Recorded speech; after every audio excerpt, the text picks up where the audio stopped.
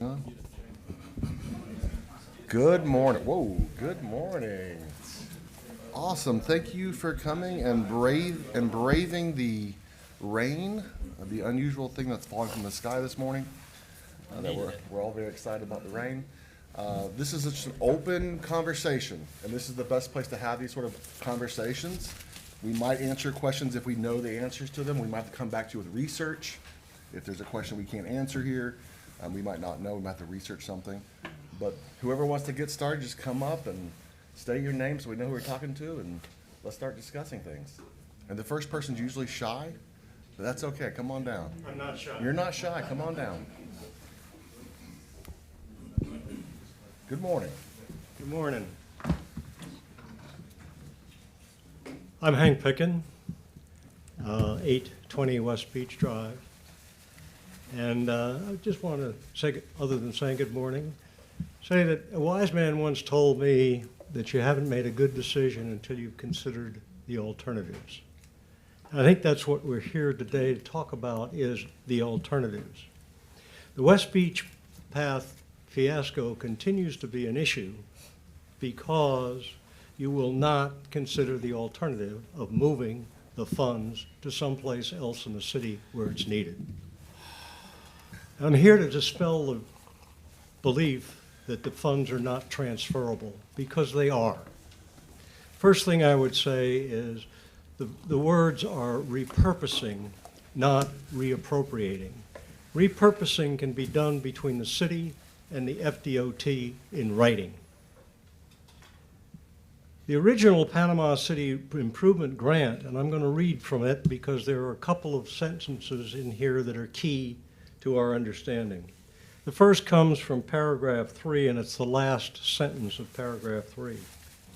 The recipient, which of course is the city, shall remain obligated to complete all aspects of the project identified in Exhibit A in accordance with the remaining terms of this agreement, unless otherwise agreed to by the parties in writing. That's all it takes. That's all it takes.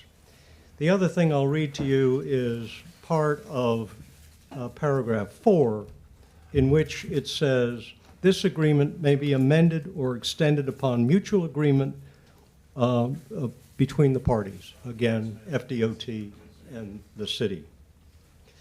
The other thing that I've got here to take a look at, these are the financial controlling documents of the two grants, one being the Lindenwood grant and the other one being the Panama City Sidewalk Improvement Grant.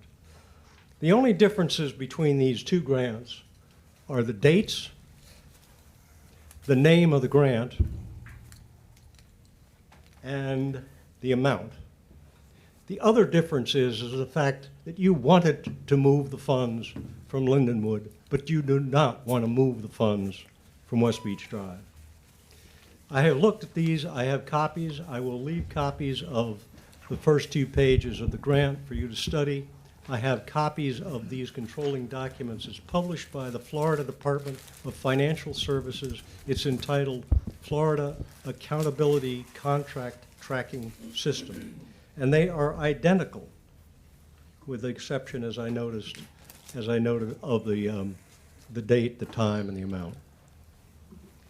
So I think it's time to consider moving the funds. They can be moved, and there are a number of projects in the city that could use the help, including our friends in the Hill community who are dying to have some help with the safety on the sidewalks. Thank you. We have answered this question a couple times. These two grants is often the source of a lot of confusion. I know Jonathan's excited about answering this question yet again. Again. But Jonathan can give a quick little 1 minute. Yeah, and since there's just some new people in the room that haven't heard this, we've got a letter from the former DOT secretary that says the money can't be moved. We also have a letter from the Senate Appropriations Committee attorney that affirms it cannot be moved. One thing new was said today, and I want to clarify and correct that for the record. We did not want to move the money away from Lindenwood. We wanted to use that $500,000 there, but there was a mistake by staff and removed the local preference language off of what I would call the executive summary of the bid documents, but there was a reference to local preference, like on page 37 out of 80, that also referenced local preference, therefore making that particular $500,000 grant unable to be used on the Lindenwood project. But we wanted to use it there instead of using the surtax funds for the Lindenwood project. And we only moved it once. We moved it from the Lindenwood project to the 8th Street Sewer Main Improvement Project. It's going to be currently underway. Yes, we talked about other options, potentially where to use it, but we've got all the paperwork that shows we only moved it one time, and that final step was done last week. Yeah, there's I've some written- confusion yeah. about moving it 7 times. That Yeah, I was been just said recently. made up numbers, I think, but we talked about a couple of projects that we might consider using it on. That right? I think just 2, Mr. Murphy, yeah. And we only moved it officially one time. But yeah, we wanted to use it on Lindenwood. It was just an oversight by staff and. Years ago, Yeah, oh, yeah, 2019? like before, I mean, like 2020, 2021. 2021, Yeah, it was, when I moved down here, the project was already underway, so, or in the process, so yeah. So I got multiple memos we've written. All these are public records. Happy to provide them to anyone and everyone. You know, respectfully understand and appreciate that people have every right to not like some of the projects, but to continue to accuse us of not being honest with the Panama City residents and businesses. Frankly, I'm kind of getting tired of it because I am an honest person. It's okay to disagree, but we literally have letters from all sorts of folks saying the same thing over and over and over again. It is not a grant. It is a state appropriation. We're simply executing it in the same manner as a grant, but it is not a grant that we have flexibility on. And that has been said many, many, many times. The only thing I'll add, and this is for all of us, both here on the dais and the general population, sometimes when things are said, they can sound very convincing, Yeah. but that doesn't make them exactly true. And so it's just important to know the research, and I think what Jonathan's expressed, I mean, who is gonna be more knowledgeable than the DOT secretary as well as the appropriations attorney for the Senate? Or, you know, this thought of, hey, there's more maneuverability than there actually is, and yada, yada, yada. So, anyway. The issue is not how many times the funds were moved from Linwood. The issue is how easy it was to do it. And all it took was the commission to put in writing a request to the FDOT to move the funds. Yeah, that, again, And that then was for you don't paperwork. have to be an attorney to read a contract. And this contract, which is I read to you a minute ago, states in writing Yeah. that it is So- movable with the written approval Yeah. of both the city and I'll the be very FDOT. clear. I'm very, very, very, very, very supportive of a Beach Drive path, and I would never, never, never move it unless that was never a possibility. It's not a So, possibility. I mean, and. No, and I until mean- it was never going to happen. And that's what I'm saying, like, even the thought of like, oh, hey, somebody waved a magic wand and the House and the Senate both decided, hey, we're gonna reappropriate the funds, you know, all of those things. We have a referendum that people voted, and a majority supported. I've remained committed to it. I continue to remain committed to it. And you are very committed, Mr. Pickens, and I appreciate your tenacity and your advocacy. But this is an issue that we just disagree on. And Well, additionally, I the don't know language why of we the. disagree on the Additionally, fact the that the language of the contract grant says says what the contract said. a waterfront route in between St. Andrews and downtown Panama City. It's very The specific. contract says between the written agreement between the city and the state FDOT, the funds can be moved. Yes, sir, thank you. Understood. Who's up next? Aaron? Aaron Hayes, you didn't, you came here for a reason, come on down, you know. Don't be shy. Yes, he did. Yes, he did. Who else wants to chat? Come on down, Mr. Sauls, come on down. Mr. Saul. Yeah, that's you, Mr. Sauls, today. Yeah. Make sure you supply your business card. Yeah, yeah. So, before I get into what I'm here about, I want to tell you a story. 2018, after the hurricane. Name, please. Oh, Josh Sauls, Heritage Excursions, lifelong, multi-generational resident. So, 2018, started Heritage Excursions right after the hurricane. And part of the goal was to better all of Panama City and Bay County, not just build a business. And I can prove it. I spent hours and tens of, probably hundreds of thousands of dollars promoting all of Panama City, all of Bay County. And I built a pretty good business on it, but I didn't have free reign. There were hurdles along the way. The very first hurdle I bought my charter boat and I had to find a place to operate.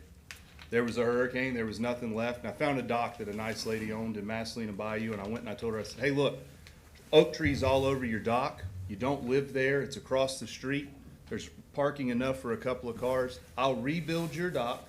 I'll have those trees removed. I'll be a minimum issue here. I got one boat. It'll be my truck and another car. She was elated. That's great. Please rebuild my dock. You can operate your boat there. I won't charge you a dime. I never even got the first tree cut or the street cleaned up before I got notice from an attorney that that wasn't commercial property and I couldn't operate there. And if I tried, he would have me shut down. Well, I'm not gonna go and spend all my money to rebuild someone else's dock and clean it all up for the guy across the street to run me off. I'm not in for that fight. So I left there and it took me about 60 days post-hurricane. I had a place to tie my boat up and all it took was networking. I had to find a place and I had to be willing to pay for it, and I did those things. And since then, I've never been without a slip. I've got 16 of them now.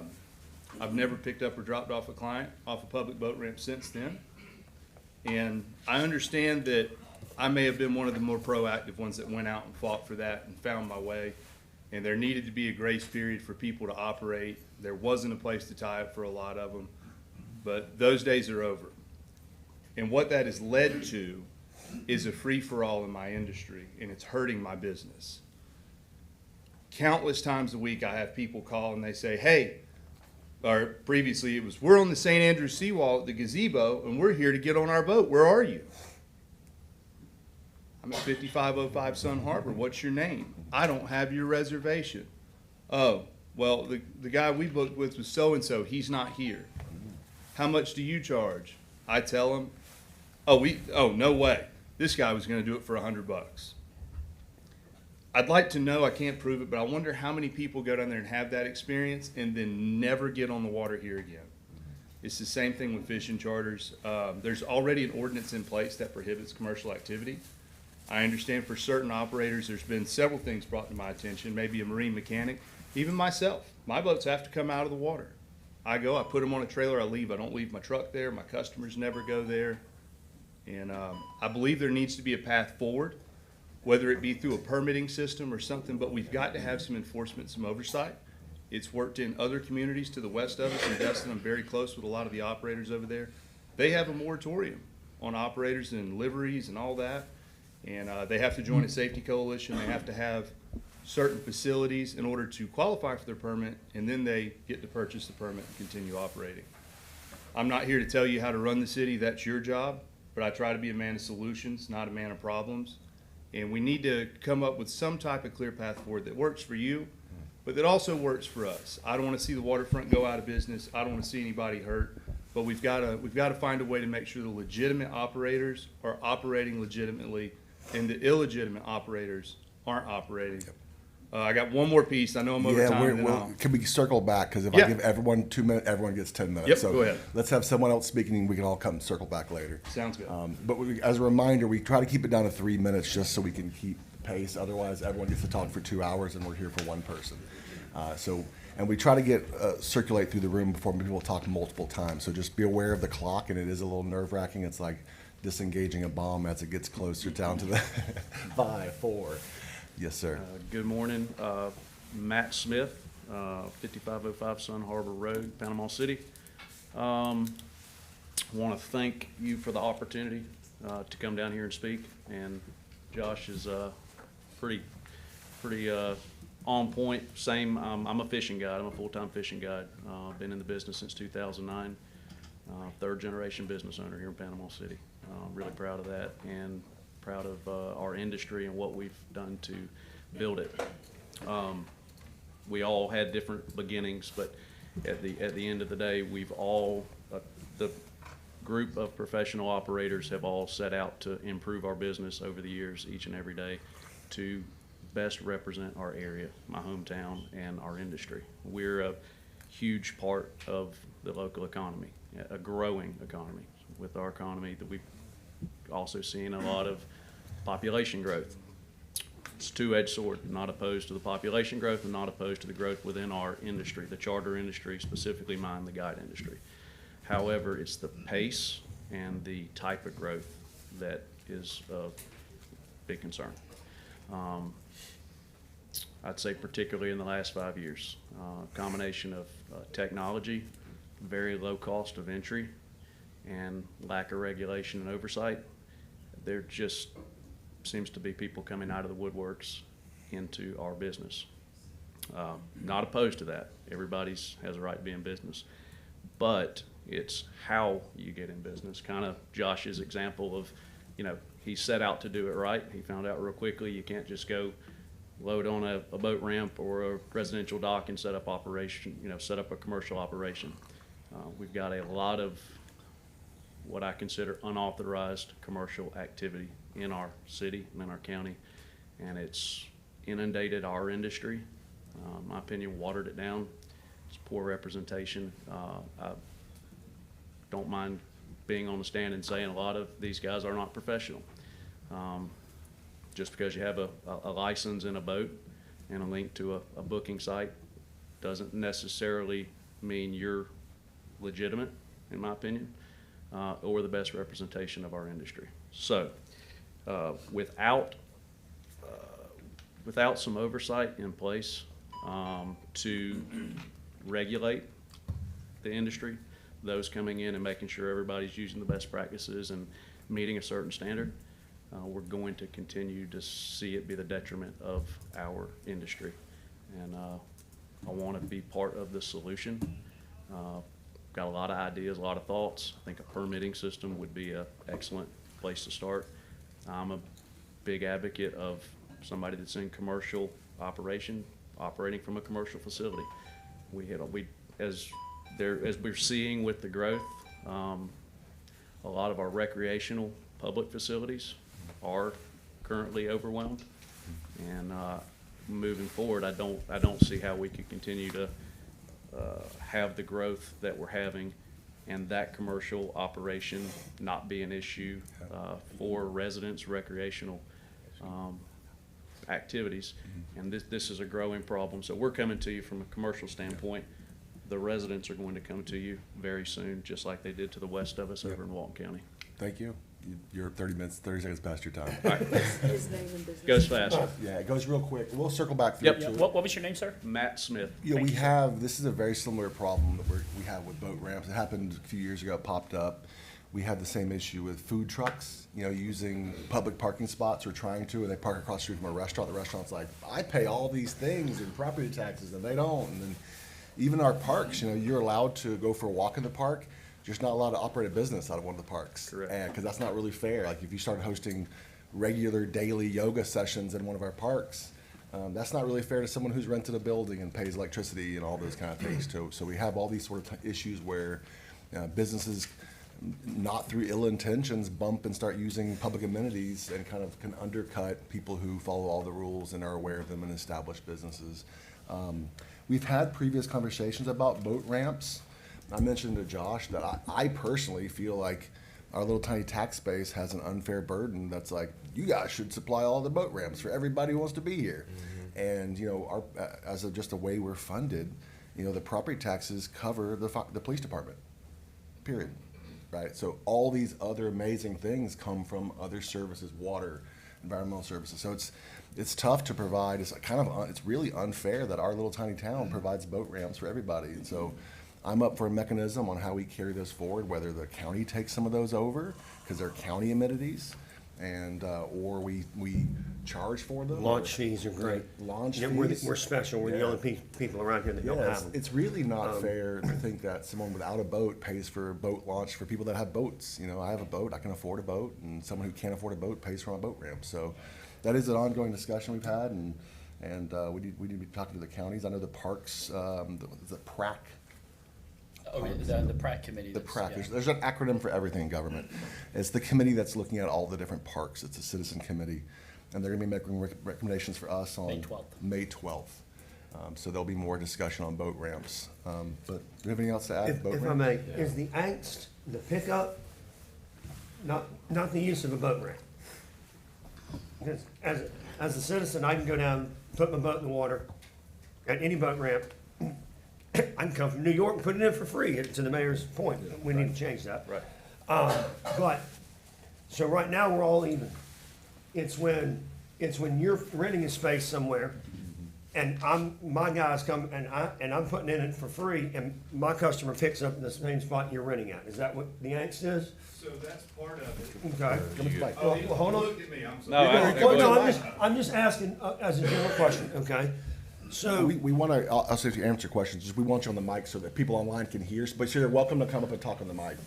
Come on up, Josh. Yeah, we so, just- so the other part is anybody that's having a commercial business, do y'all have a city permit?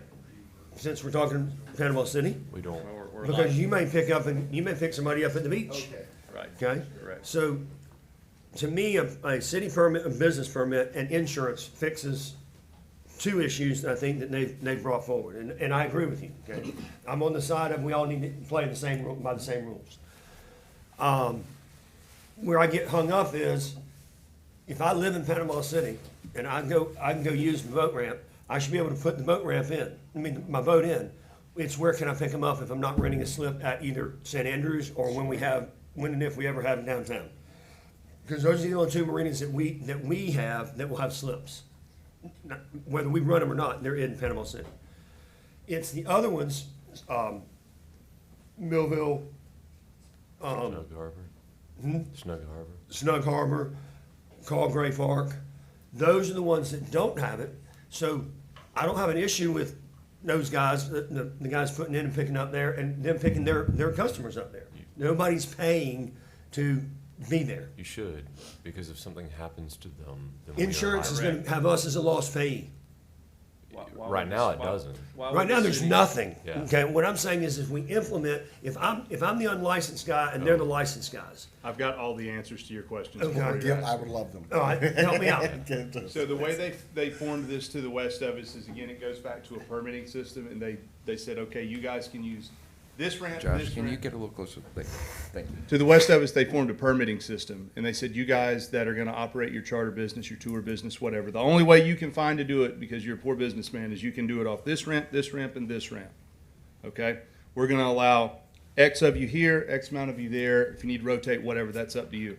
But you're gonna provide us with $1 million worth of coverage and a $2 million aggregate, because that's the industry standard. That's what you have to be in any marina. You're gonna provide us with your captain's license, and you're gonna provide us with your state fisheries permit, or whatever permit is required for the industry for which you're in. And you're gonna assign the city or whatever controlling entity as a additionally insured. Because right now, we don't have any of that. So you talked about like the burden of the taxpayer on the boat ramp. What about whenever Joe Blow's customer falls off the boat and breaks his neck there? They're gonna sue that guy. He's got a $20,000 skiff. Maritime law, he's worth 20 grand. That's all you can get from him, but the city. But see, Y'all got plenty of money. so like right now, if I lease a spot at St. Andrews, SAMP is gonna be my lost payee, not the city, okay, because they have the lease. So what Josh is describing, this has come up a couple times. I got one So- more thing to throw in there, and then I'm Please done. go ahead. The permit fees over there have been directed back to the ramps and the areas for Yeah. which they operate. So that takes some of the burden off the residents. Well, So- it does, but it's still the people, it's the launch people that we're not picking up as commercial fishermen that need to be paying. They're the lion's share of, go down to downtown, over 50% of the people are from out of town every weekend, all the license plates. And they're parking for free. Okay, so there's really two issues, and and I've been in multiple conversations with Josh over the years, as well as several others. You've got a parking issue, which is separate to the issue that they're describing, which is you have some unlicensed charters that are operating in our city, targeting tourists with advertisement online.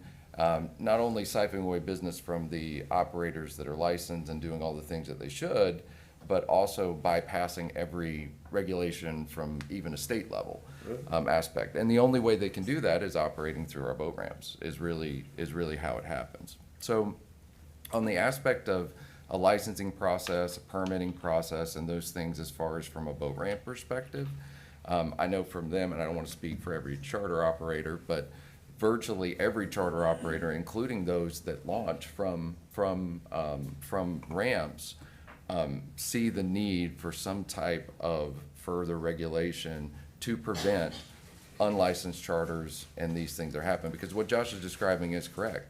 Somebody goes on a unlicensed charter, they have a really bad experience, and they never come back to our area again. It is definitely got a negative economic impact from it, not just a taxpayer negative economic. So Sarasota County passed an ordinance that went into effect in January of this year, and they did it for 1 year. So they put a sunset provision on it, but it has a lot of things that I think would help solve these issues, some of the things that you spoke to already.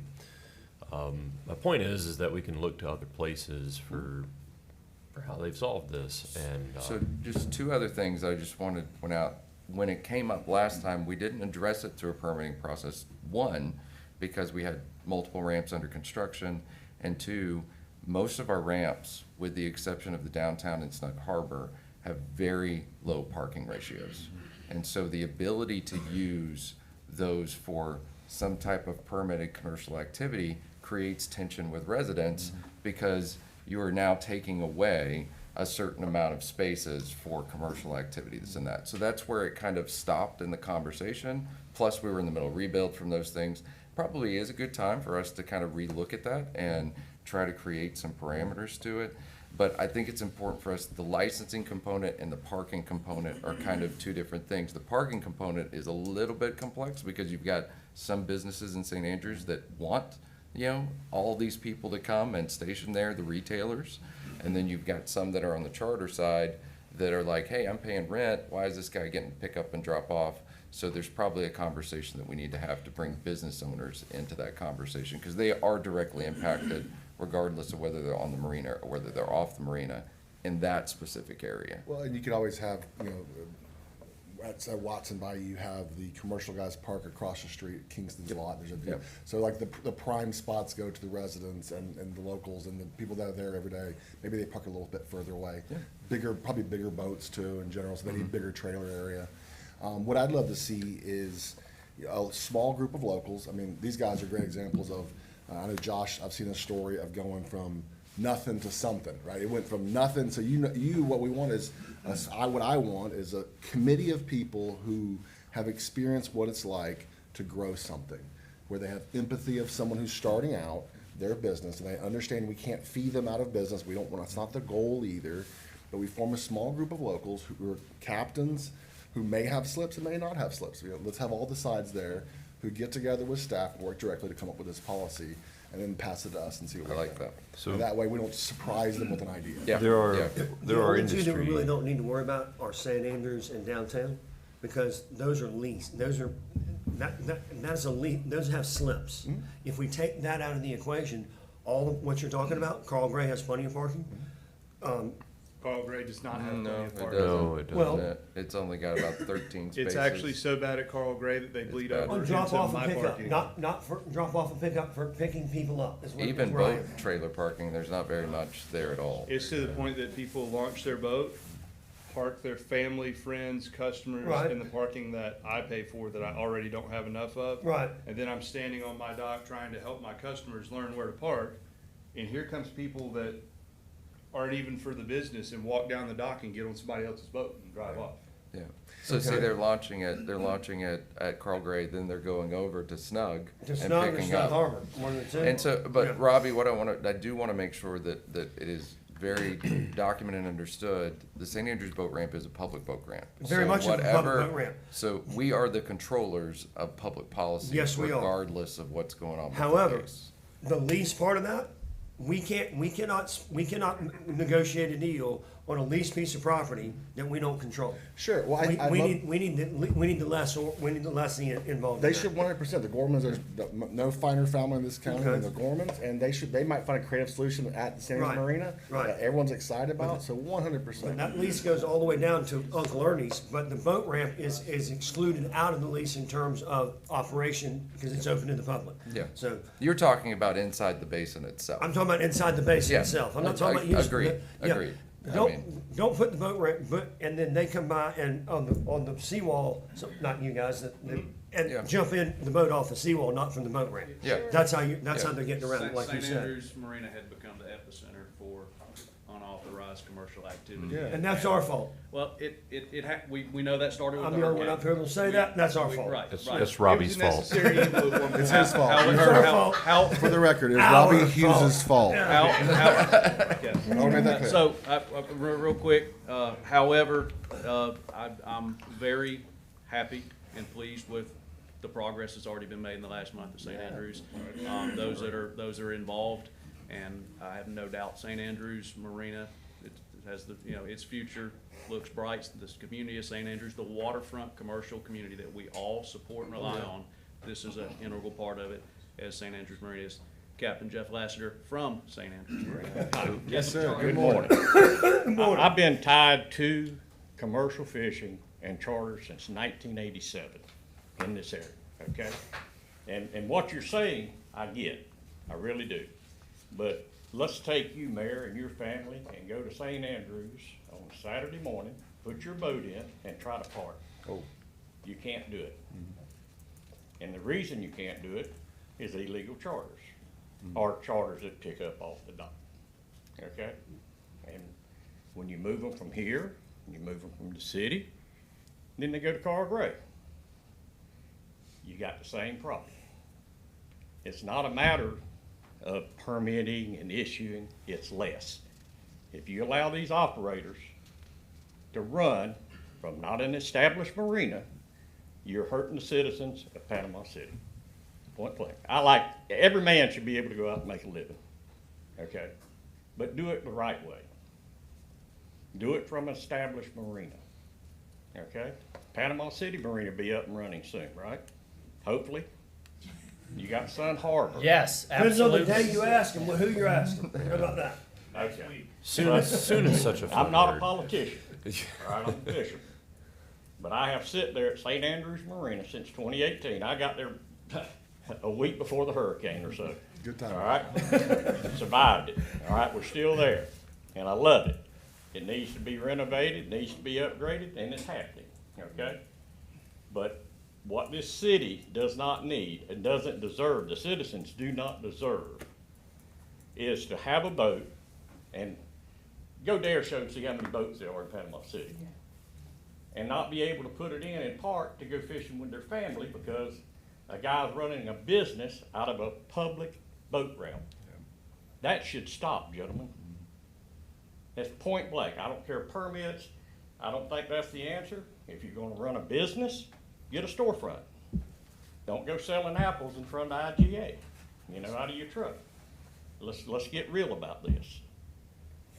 Permitting, insurance, showing proof of this, all that sounds great, but it's not a solution, okay? It's politics.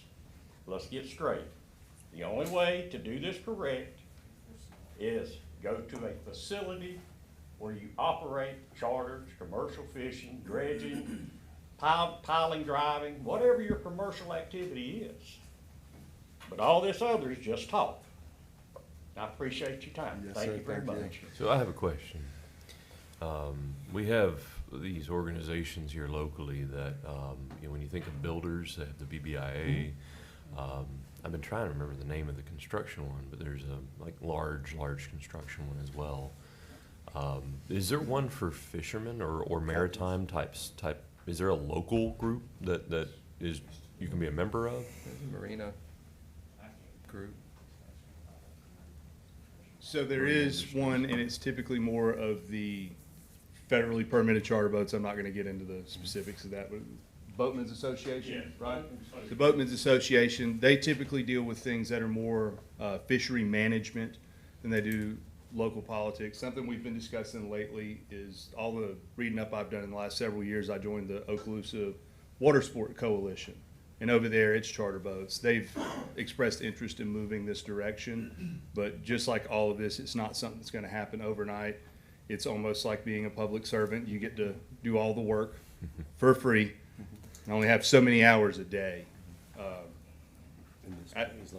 While we're on my 3 minutes, I think something that some of us are looking for today out of this, aside from just starting this conversation, is there a way that we move forward with current enforcement on a case-by-case basis. Can we get a point of contact? And the perfect example I have is they used to operate at St. Andrews, that's been ran out, but I'm not gonna throw them out there, but there's a company who is taking their rental equipment that they do online, and they meet you at a boat ramp and launch it, what have you, which is against the state regulation. But anyways, they anchor it at Carl Gray Park, and they cut my price by 50%, so I get to walk out the front door and look across the street, and there's a handful of jet skis and kayaks and paddle boards and, you know, all the things that I do the right way, and they're anchored in front of the bathroom at Carl Gray Park, and their customers are sitting underneath the pavilion, which is fine. I don't care if they use those facilities, but not with the intent to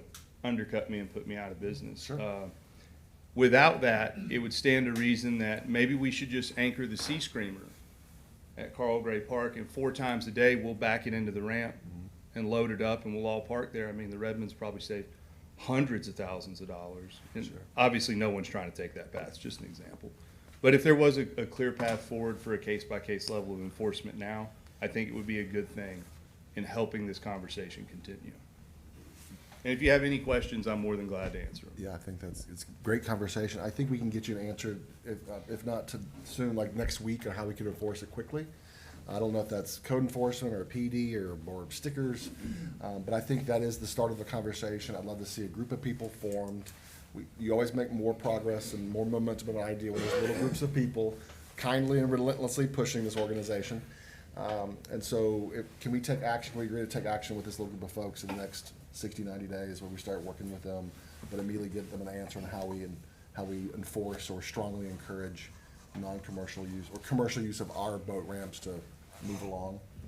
Yeah, so I obviously would work with Mr. Zimmerman and his team, and kind of, kind of state what the next steps are and share that, and then, potentially circle back to the commission if we need revisions to or additions to any ordinances or anything like that. And let me piggyback on the mayor. Hold on just a minute, Matt, if you don't mind.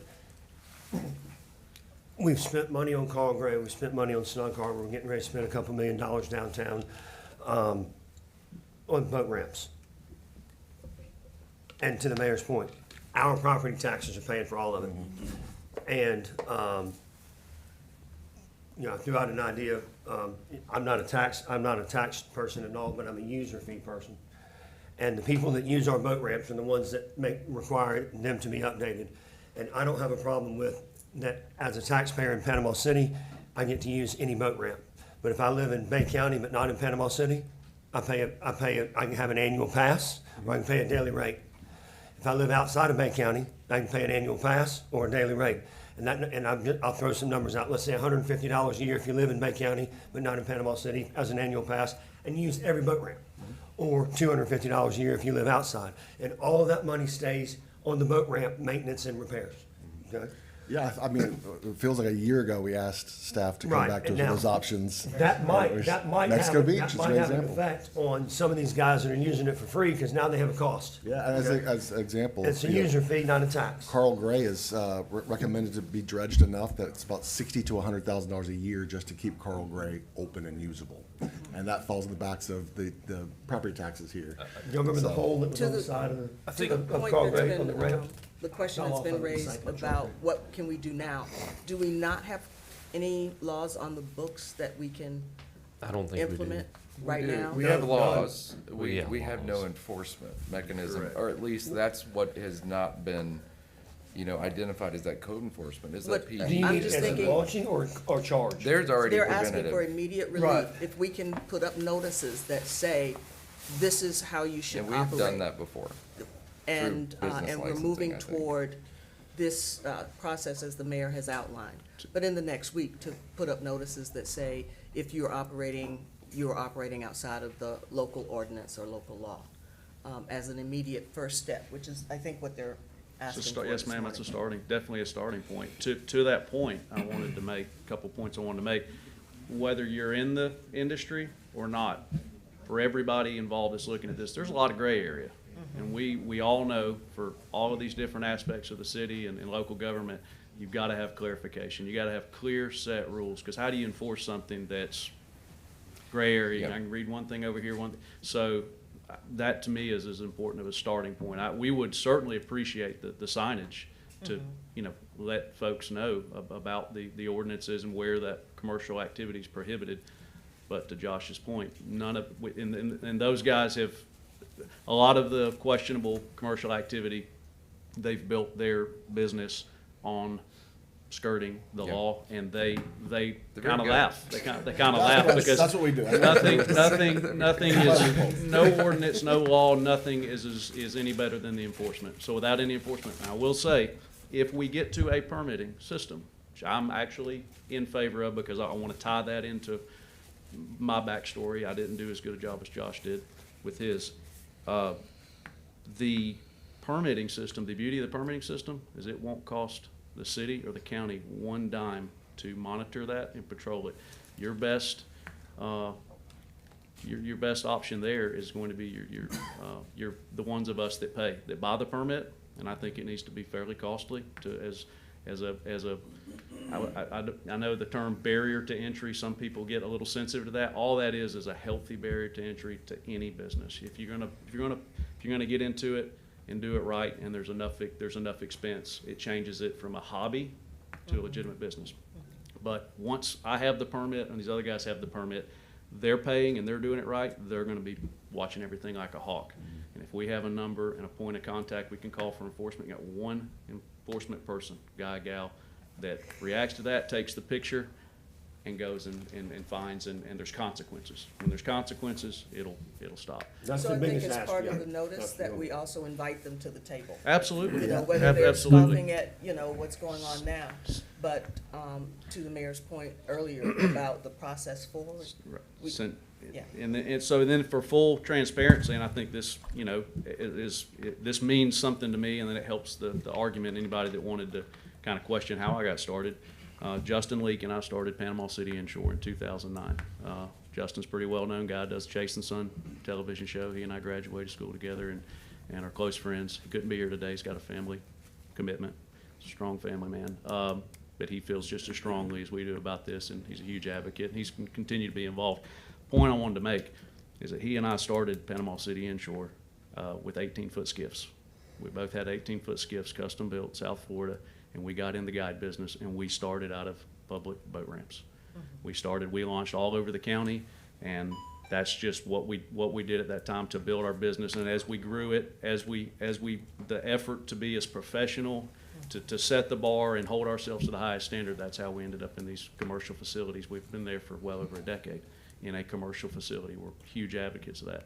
But the point I want to make is, I'm not hypocritical to look at somebody that's starting out. I'm not trying to keep anybody from getting in the business. I want them to do it the right way. Had we had this issue, or I had the opportunity in 2009, even though a $1,000 permit would have been a huge expenditure for me, I would have been the first sir. one to go and get it, because I wanted to be in business the right way.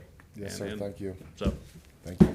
Yep. So one of the, he I'll try to mentioned move gray on to the area. next topic. Remember the next, you said, Alan, you should need to move on to the next Yeah. topic, Brian A- Granger. After I'm done. After you're though. done, Yeah, okay, yeah. got it. He fusses at me for not moving us forward, then I can't stop him. That's, Yes, go that's ahead. during the business meeting. Commissioner This Granger, is, please this go is the ahead. conversation meeting, so I'm trying to have conversation. Yeah, I don't have any business today, so, no, but one of the gray areas, and I think that one of the rubs here that hasn't been addressed today is that the county has a flat-out ban. Now, that doesn't mean that people aren't doing it, right? Like you had mentioned, there's people who are just gonna flout the laws anyway. But the county has an outright ban against all commercial activity on all of their boat ramps, and we don't. And I think that's what the other gentleman was advocating for, which is just a flat-out ban. I think we do. We don't. You sure? No, we Well, we'll don't. know for certain in the next few days. If we do, I can't find it in the ordinances. So, again, we're gonna move to the next topic, but I don't wanna see it on the dais until a group of people have looked at it and approved it and pushed it forward. That's the agreed. biggest thing. Next Good topic. idea. Yes, sir. Come on down. All right, so my topic is a little bit different. I kind of want to talk about something that came up in the last commission meeting, and also something I've heard on the charter committee, and that's term limits. So, Can you just state your name? Sure. Don't need the address, just your name. Brian sir. Garman. All right. So, you know, our current structure is, of course, that our commissioners have a 4-year term and our mayor has a 2-year term. And, you know, when you look at what a mayor is, right? And that's different depending on what city you're in. And I looked at ours and I said, well, like, what is that, right? And of course, weak mayor system, so a lot of the executive power is, decentralized, so. All. Right. Yeah, trying to be generous in case there's something I missed, but you get to run the meetings, that's it, yeah. And cut ribbons. So, they have very little structural power. So, I asked myself the question, like, okay, well, what is a mayor then for here? And to me, a mayor is somebody that should represent a vision that connects all the wards and gives us kind of a long-term vision, right? Something that we can aspire to as a community. Now, why is this important to talk about today? Is like, we have, let's say that for sake of argument, we agree to my definition of what that is. The person that we're asking to give a long-term vision to our community and lead us has half the time of our commissioners to actually do that in. And what a 2-year cycle does is it creates this rhythm where, a person gets the job, they start the job, they try to kick off initiatives, and then before they know it, it's time to switch it back into campaigning mode. And so, what this does is it incentivizes short-term thinking instead of long-term vision, right? Which to me, I think is upside down. Now, when I look at, okay, well, what should it be, right? I kind of look back, we like to look at other examples for what works. And I kind of looked at our founders, when they designed our bicameral system, they have different term limits for different things, right? And so Madison and Hamilton, talked a lot in the Federalist Papers about like why they have longer term limits for like the Senate, for example. And Madison was really big on making sure that our government was not reactive to everything, right? He wanted stability, and he thought that was important to a functioning democracy that could last over the long time. And so some of the things that a longer term would guard against is, it would prevent radical policy shifts. It prevents impulsiveness, which, Madison was really big about saying that government policy and vision should not constantly shift because that undermines the foundation on which, our communities are driven on. So, the Senate has longer terms because it's slower, it's more thoughtful, it's less reactive, and they're supposed to have more experienced people in those roles. Okay. Keep Do I walking. need to stop? Okay. 15 seconds. So, yeah. The how that relates to us locally is that if we look at like what in a 2-year window things can't happen, or even in a 4-year window, right? Things like infrastructure projects, economic development, public safety strategies. These are things that we cannot turn on a dime and accomplish within a 2-year period. And so again, back to my earlier point. If we have a mayor that's only running on 2 years, structurally what that does is it means that, that this person that potentially unites our vision as a community and pushes us forward doesn't have time to either set out or see those long-term goals come to fruition. I actually think that I'm sorry. You're going to 4 I'll minutes now. stop if I need to. I'm on a roll. You need to stop, yes. All right, fair. So, Thank you.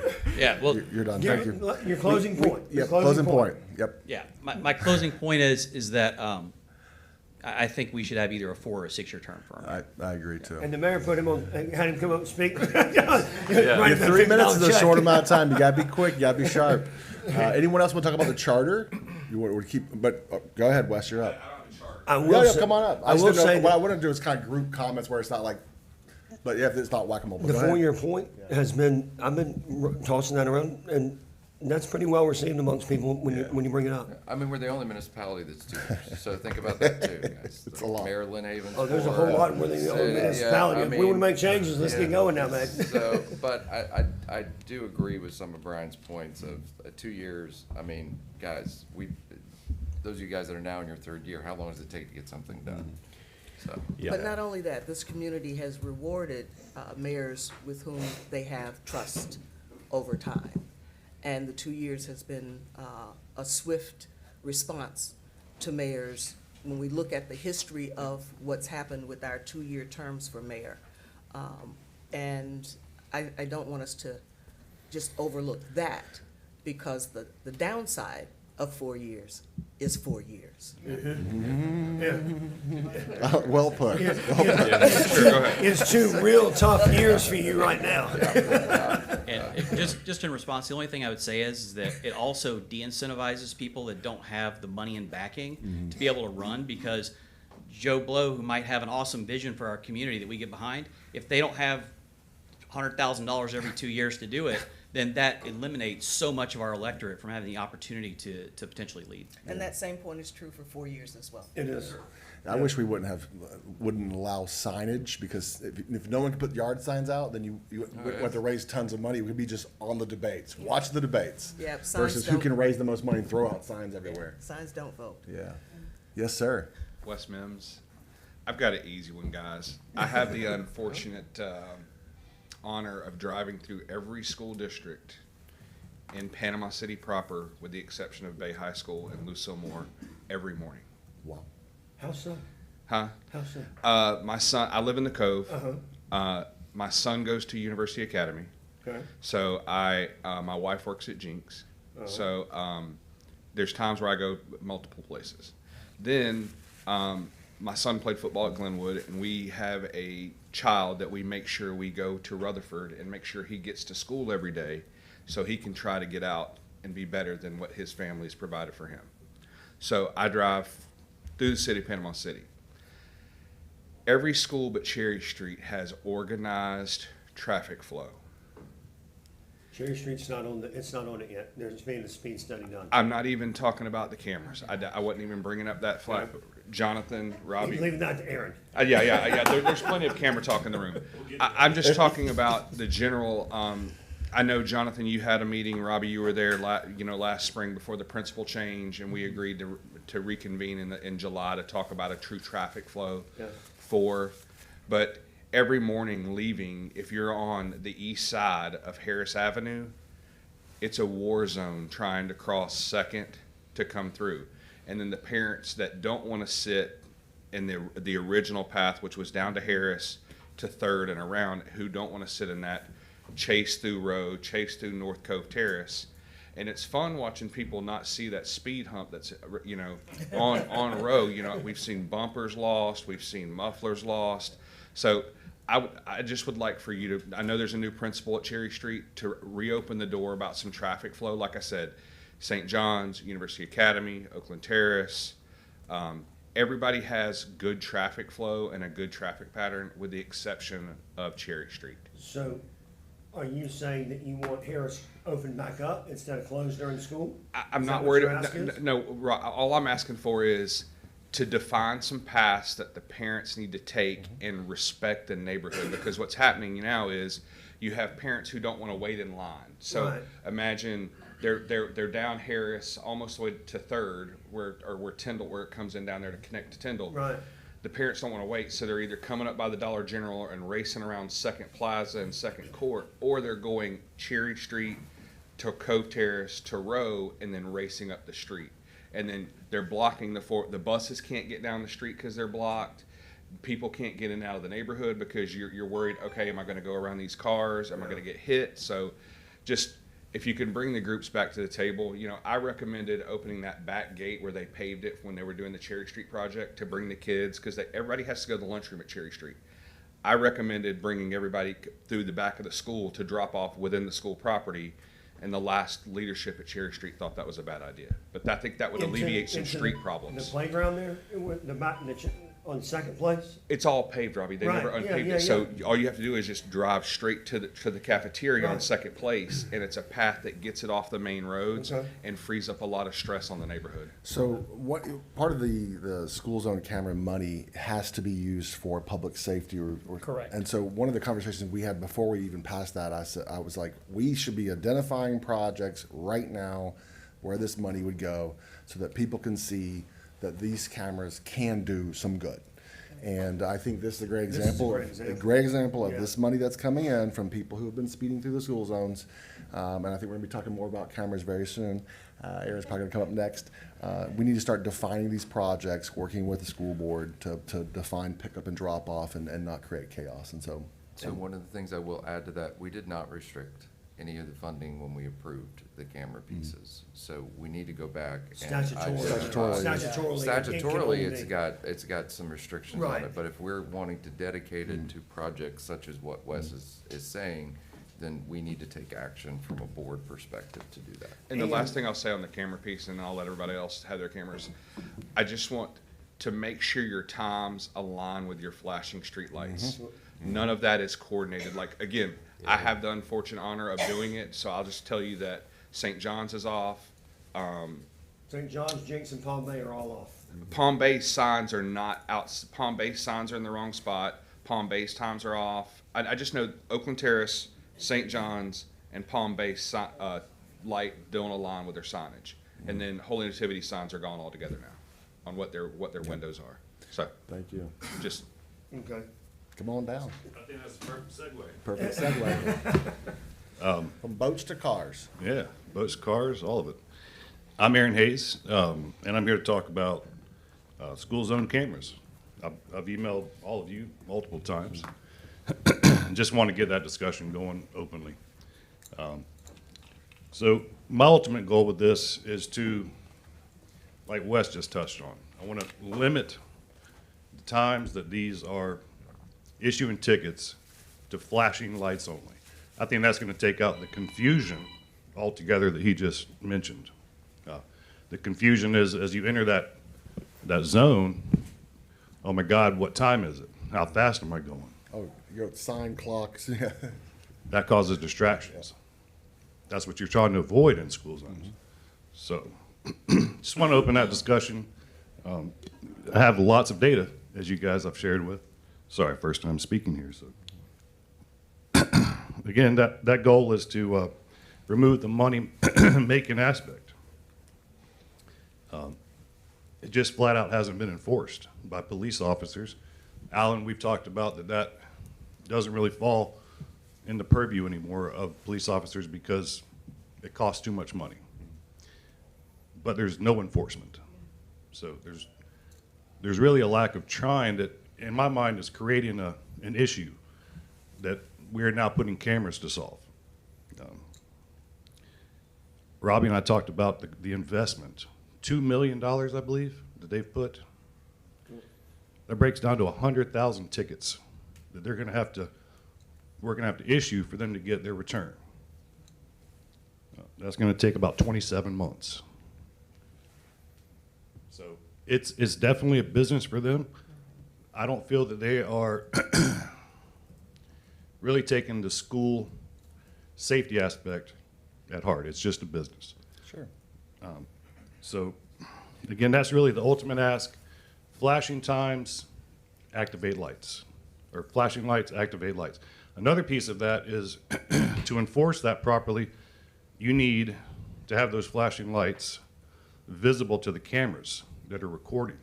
So if you say, hey, well, I didn't see the flashing light because it was out, right? Or blocked.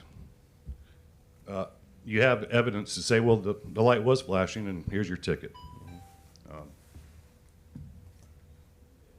Placement of those are critical because some flashing lights are before the cameras, so they're not picked up by the camera. So anyways, just want to get that discussion. I'm open to questions. So Aaron and I've talked a lot about this, and from the outset, I've been on the side of if it's for safety and for the children before and after school, I don't have a problem with it. Okay?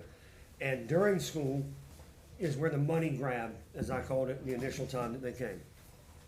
And so with that in mind, on the fly, we asked the Red Speed guys and they agreed to use the data period, which right now all the schools are under that warning system at the same time, not different flashing light times.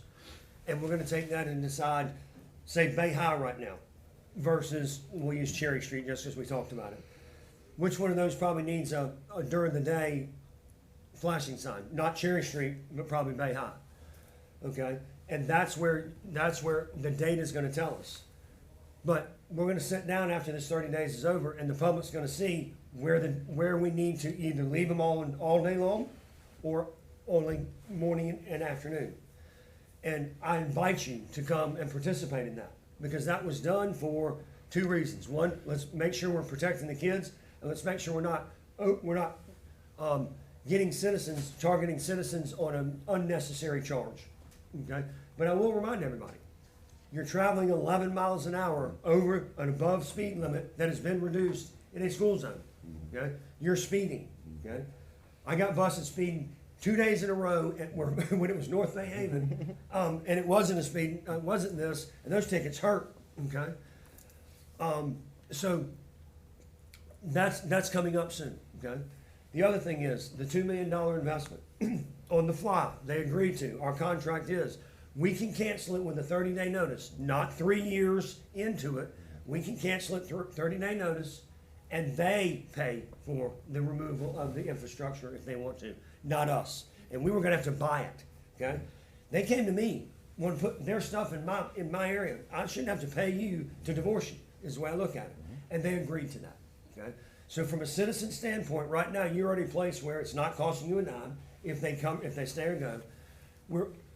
I think the commission agreed mostly that during the middle part of this is the money grab. So we're also working to try to make that fair, but also at the global look of we're keeping citizens' children safe whilst drop off and pick up is happening at school. That's really the goal. Is that kind of where you are with? Yeah, and just use. looking at it, just looking at radars in general, I'm just, I'm a radar nerd. We sell radars. I have some radars to sell you guys if you guys are interested. Do you care about public safety though? Yeah, I have bullet radars that you can buy that track bullets. So, so looking into these systems, looking into the data, we'll ask looking at this, hey, why do we really need these? Well, the city's framing this as we've got dangerous school zones. Okay, well, how dangerous are they? Let's look at that. Let's look at how many tickets are being written in school zones. The data is very interesting. I've shared it with you guys. I'll just go over those numbers. All right?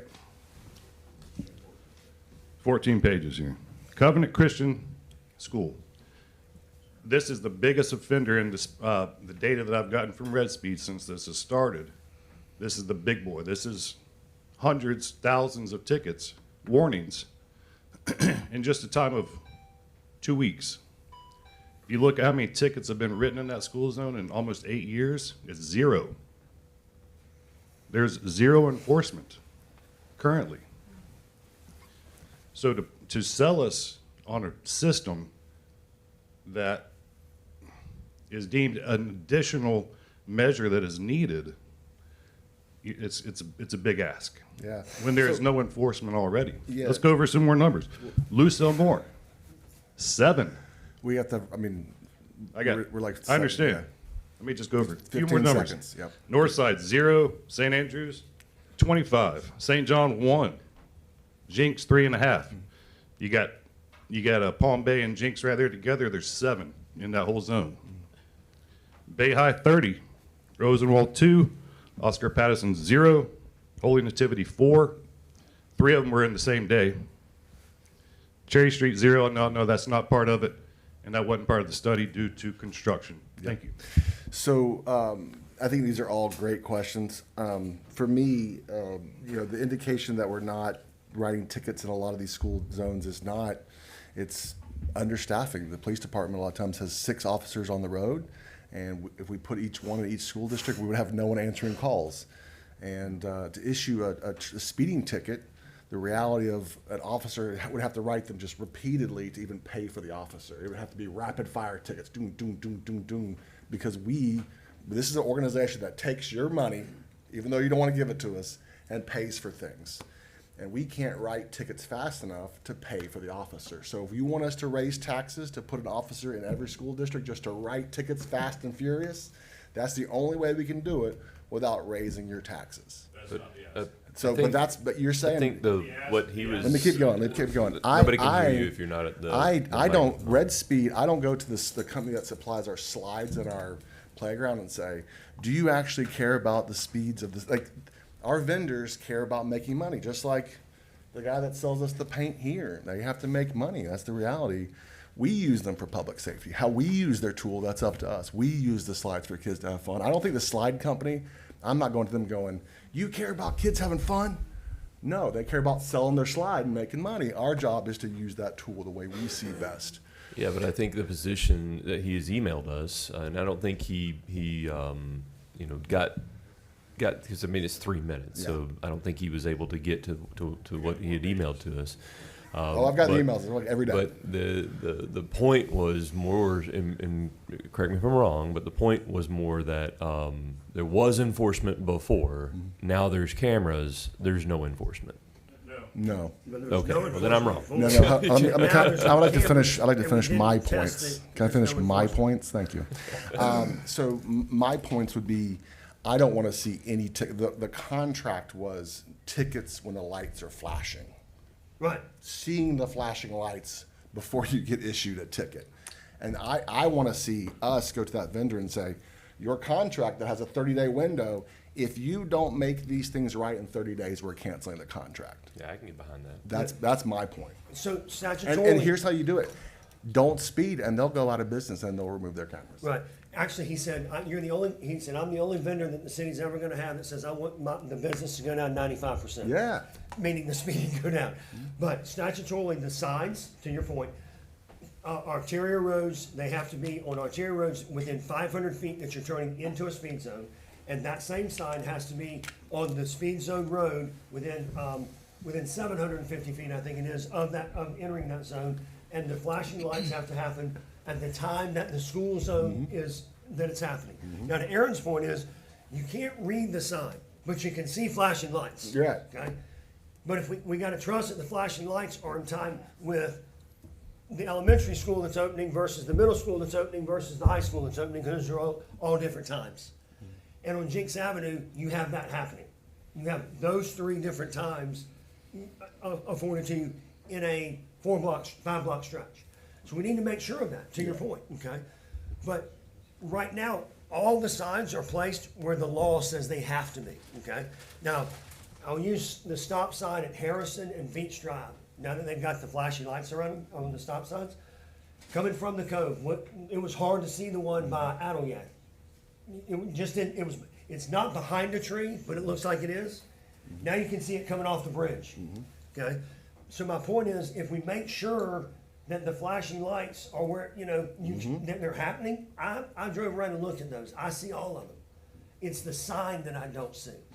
There's plenty of signs. There's plenty of signs, but So you go to Holy but you don't know Nativity, which one to there's, focus on. within 3 blocks of Holy Nativity, They're there's now everywhere. 15 signs. That's right. So they're very obtrusive. They're right. large signs in an area that I don't think that camera is warranted. And Jonathan touched on this in the past, that we don't slow traffic with stop signs.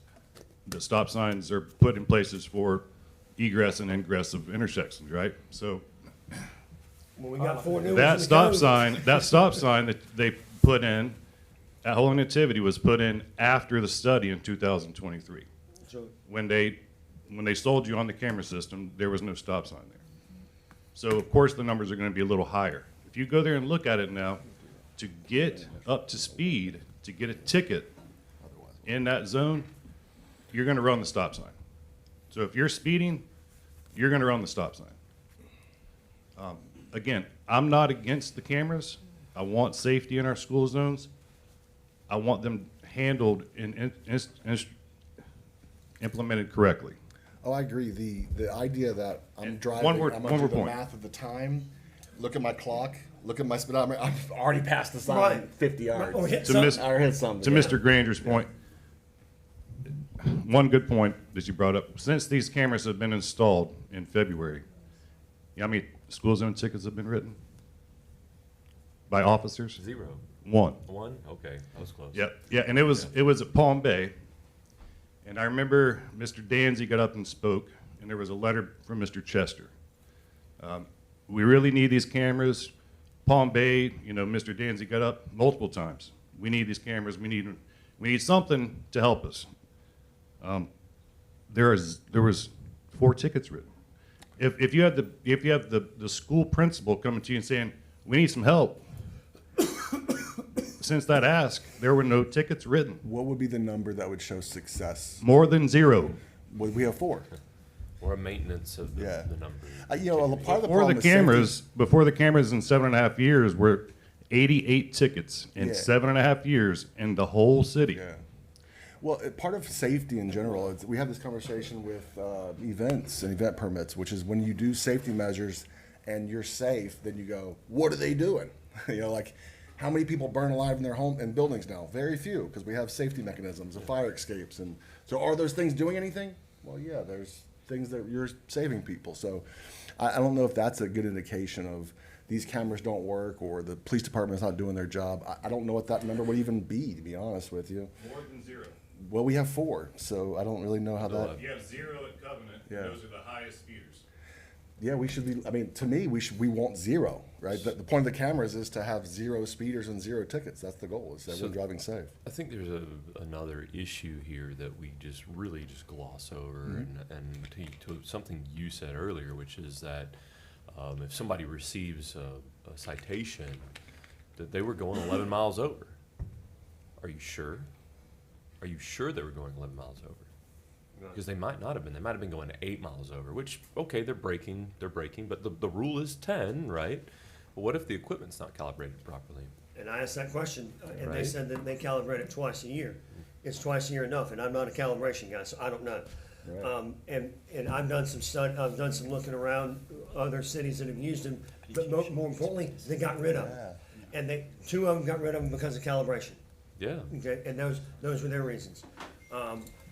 But you are allowed to challenge it, and you know, it tells who you are. I mean, that camera shows shows you. It has a picture of your car, and you define who it is inside. But the calibration is that piece right there, You know- and that's on the red speed. That's not on the police. Yeah, we're gonna have Deputy Shaw, but part of being on this side is when you ask these questions, they have a great answer for it, Right. and you go, I still don't like it because I don't like cameras, and I don't really like the idea of cameras either. But they answer every question. You're like, well. Answer the question if you don't mind going through sort of red speed or cameras and calibration and all those kind of things. Good morning, Chris Shaw, Deputy Chief of Police, Panama City Police Department. So to the point of traffic enforcement in a school zone, it's a challenge in itself. During the morning hours, we have very limited officers on shift. We have traffic crashes we have to respond to, calls of service that we have to respond to, and so it is a challenge. If we identify someone speeding in a school zone, then we have to catch up to that vehicle, make that stop. Normally that's outside of the school zone itself. So it is a challenge, and we identified that challenge. We did a speed study, and we have found a vendor to try to help us combat that problem. The cameras itself, so the big challenge is the lights flashing? So what we've done is we've gotten access to the county system that controls the flashing lights. If the lights aren't flashing, then we dismiss the tickets. Simple as that. Explain for the public, if you will, the ticket is issued. What happens? Yeah, and- somebody drives through, and what happens? They violate. And also difference in a speeding ticket like you got and these civil citations as well. So if you're They're called issued points. right, if you're issued a speeding ticket from an officer, it could range anywhere from $165 upwards, depending on how fast you're going. It would put points on your license, increase your insurance. With the red speed system, it's a notice of violation. It's a $100 ticket and no points on your license. And I can challenge that. Yes, yes. So But to get to that process to issue that ticket, what happens? all right, so after your speeding event occurs, then it is sent to Red Speed. Red Speed confirms that is the vehicle, that is the tag, and then it is sent to the police department. Once it gets to the police department, we have a sworn police officer that reviews that same information, confirms that the times are right, confirms that the lights are flashing, and then we issue that notice of violation. That notice of violation goes to the registered owner of the vehicle, and then they get 30 days to either pay that vehicle or challenge that ticket. They can, if it's not them driving the vehicle, they can do a affidavit saying that it was my wife, my brother, my son, or whoever, and then that notice of violation will be transferred to them. Here you go, honey. How Happy many- Mother's Day. How many She get to send one back? How many patrol officers do you guys have on the team currently? We are currently 102 sworn. On a shift itself, we range anywhere from 8 to 11. So 8 to 11. When's your peak time for accidents? Is that the morning hours? We have two peak times. So in the morning time, between about 7 and 9 o'clock, and then again in the afternoon between 3 and 5. So your officers, most of the time during these exact times where we have this peak activity, are typically responding to people that have gotten into accidents and things of that nature. Well, not only that, but we have people waking up in the community, finding out that their cars have been broken into, their businesses have been vandalized, and so we're trying to respond to those calls, as well as trying to do traffic enforcement. I believe I also see some of your officers at school zones helping with traffic and crossings. Yeah, so we have and things like that. SROs. SROs are assigned to these schools that these cameras are installed at. However, we're under contract with the school, and the school prefers them to help with crossing guard activities, patrolling the school grounds itself, helping the kids get out of the vehicles, escorted into the school itself.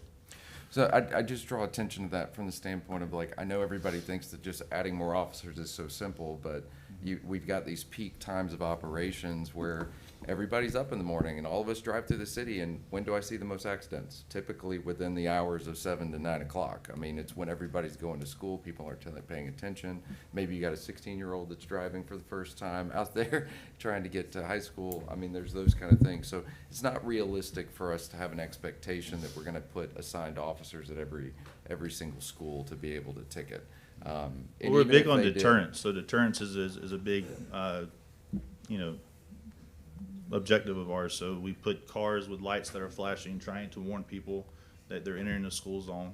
The signage that are currently in the school zone itself, what they currently say is speed enforcement when flashing. It doesn't actually state a time. We remove the signs that state a time, so it says speed enforcement when flashing. But And that's so, not true. It's set up for tickets warning tickets to be issued during the flashing times, after the flashing times, during school, and then. we're not disputing that. Well, you just said it's only when flashing. The At the 20 miles reduced- an at the hour is. reduced You speed. said the sign says photo enforcement when flashing. Is that what you just said? At the reduced speed when the lights are flashing. But you said earlier that, and I believe you, that if the lights are not flashing, the sworn officer will still get the ticket and they'll dismiss it. Yes. So the ultimate effect is that if the lights are not flashing, there's no ticket issue. So At the reduced speed. Yeah. the important point And is. per our- statute, I'm sorry, go ahead. I just wanted to point out exactly this specific issue. The officer is still issuing the ticket. There is not a third-party company that is giving tickets to our citizens. Our officers are still the people Correct. Or notice that of are violation. they are the ones that give the notice of violation. There is no some unknown person somewhere else That's a good that is point. not. It is one of our boys in blue that are gals. doing that. So. Yeah, but if somebody, let's say the lights stop flashing and the speed limit then rises back to the normal 30 or whatever it is for that particular area, and the officer receives a notice of violation that comes through and the person's going, say, 40, would they issue that? Yes. Yes. Okay, so I think this is where this is But at very, that- very but complex. at that point, you're doing But that's- 41, or I'm sorry, 46. But that's during 46, school. 46 It's or more. assumed that you are, is my point. That was my point earlier. It's I see, that's assumed your that you point. are. Right, Okay. right. So Yeah. the flashing sign says what? The sign said, the flasher means that it's a reduced time, Reduced morning, after, and in Red Speed's world, all during school. And so the flashing light should stay on all day. Yeah. If it's flashing, the way that Aaron's talking about it, and the way I believe is, in the morning and in the afternoon. Unless the data says that specific school.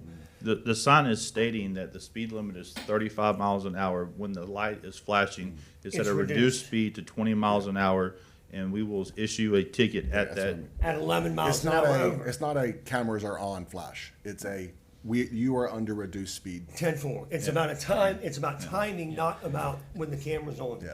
Yeah, if I may, Mr. Mayor, Commissioner, so I think one of the things that's missing here is, the reason why we reduce the speed limit during certain times to 20 miles an hour is because there is a massive increase of children arriving and then in the afternoon, children leaving.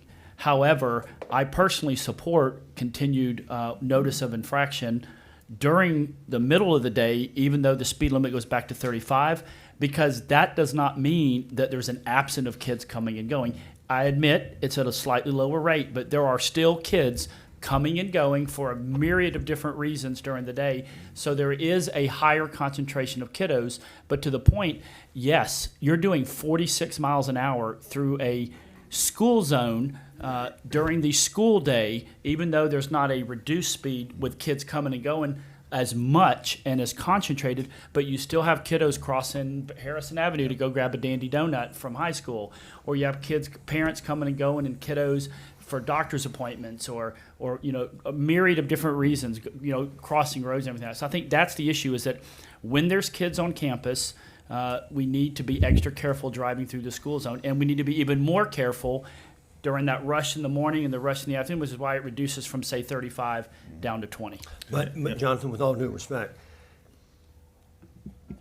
and you hit it, when there is a huge amount of children in the morning and the afternoon, that's what we need. That's when the state worries about it. That's when we need to worry about it. We don't need to worry about what somebody's driving by Bayhigh to get $21 out of them when their kids are in school. That is a money grab. That is where we have stepped across the line, in my opinion, as a government, because the two kids that might be running over getting a good chocolate Dandy Donut over there, that is not reason, in my opinion, to have that flashing, because the kids at Cherry Street, Northside Elementary, Lucille Moore, and Northside are not walking across the street. And we need to treat school as in school, let's make it be about school, I not agree. about tickets. I agree, because otherwise, I mean, if it's good for the goose, it's good for the Exactly gander, right. right? Everywhere So, ought to be, like, everywhere ought to be yeah, a let's put it in the a neighborhoods. reserve zone. You know, Exactly. obviously we can't because of state law, but the point is that if you're looking between the flashes, That's right? right. Then why is this not in neighborhoods where kids play in the street? So This is one of those topics. I remember the first time we had the conversation up there. I was like, I don't like this. And then through the conversation, it was like 30 minutes of questions. I'm like, dang it. You've answered all my questions. I'd like to address the Still don't like it. the implementation part too.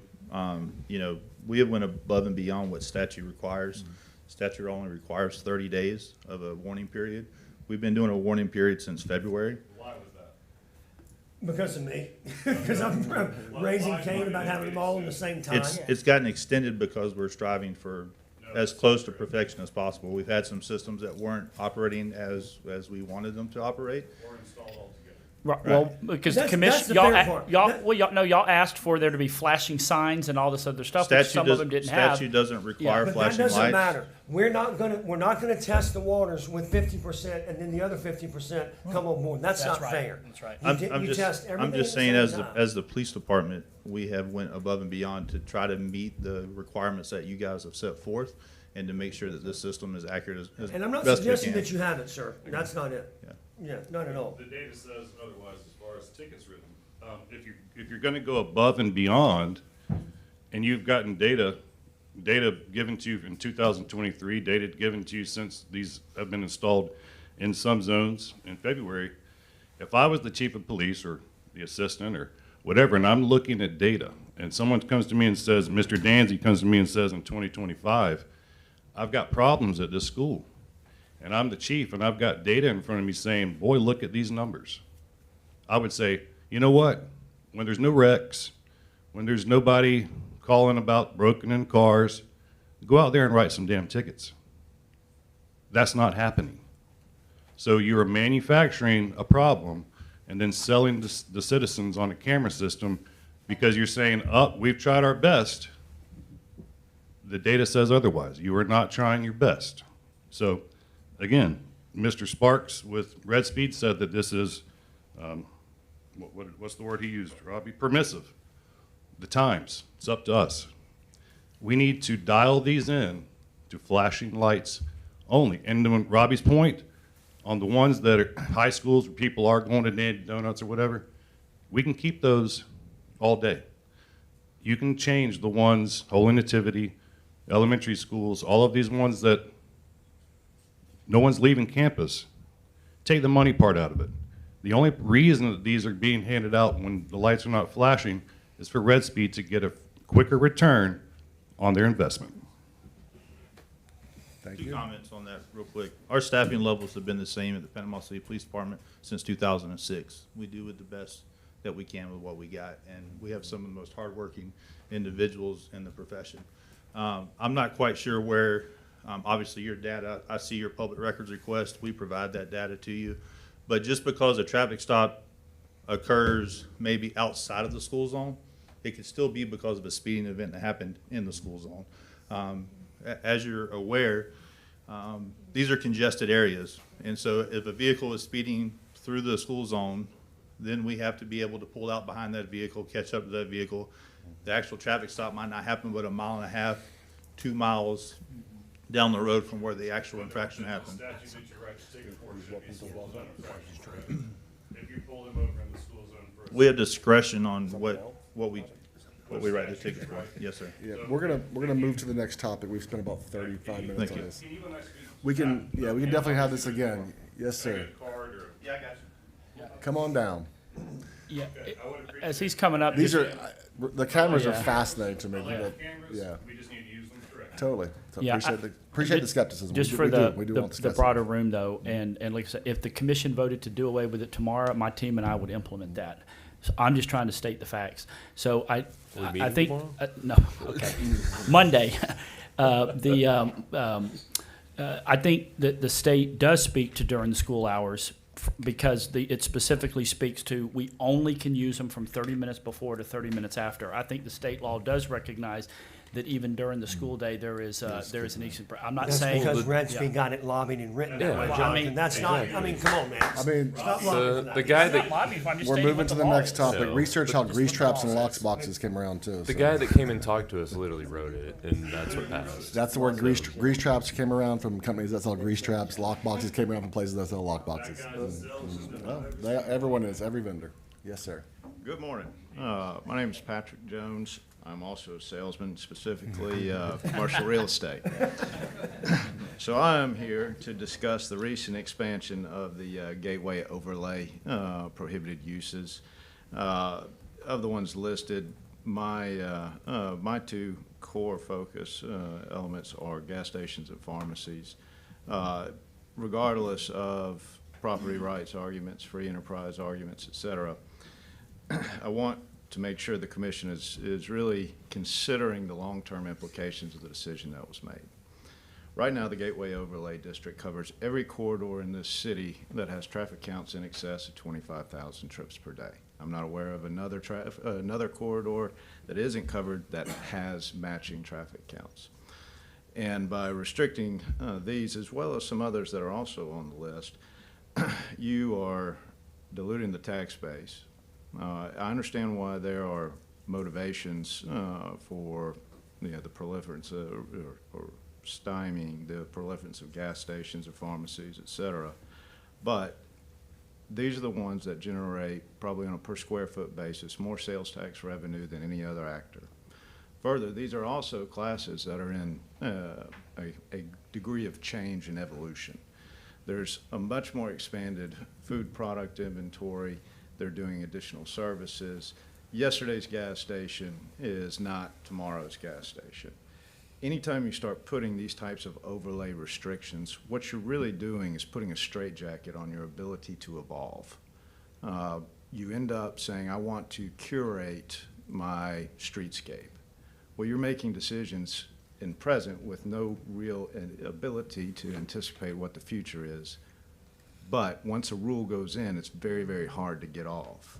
We're at 25 now. I don't know how many categories that have come off, but I bet more have come on. So it's one of those things that it never gets looser. It only gets tighter. Your ability to respond to the marketplace and evolve and get the best actors in the industry. Those same stations that everybody says, well, I don't like, well, that's too bad, because now you're stuck with them. And you disincentivized the reason for further investment. You know, your best-in-class users, brands that have showed up in the News Herald as brands that the community wants, they're not going to be there now. They've been pushed out to other areas because they have heard from the community that, or at least community leadership, that they're not wanted. So you've created this additional barrier to folks that are going to bring in top flight capital, to folks that are going to be best-in-class operators, to something that's going to be a positive reflection and something desired by the community. And you're stuck with ones that don't have an incentive for additional investment. It's only going to get worse, and it's going to further deteriorate over time. And these are on the highest value corners in the entire area, in an area that we need to generate revenue. I recognize I'm over time, so I'll finish it up. Panama City is a wonderful community, but we are still limited demographically to attract the brands that all of us dream of. Any additional restriction that makes that hill steeper to attract those brands are a net negative to our quality of life and are a net negative to our ability to fund our government and the programs that are important to us.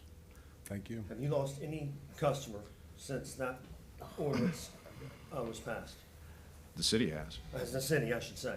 Yeah, the city has. In fact, actually, this was, I'm embarrassed, but this was actually brought to my attention by my customer of, is this accurate? We have a couple other projects in Are you free other to say what areas. national company that was? No, sir, I'm not. They All don't, right. they don't want to be in this fight. That's fair. That's fair. But I am a citizen. I do live here.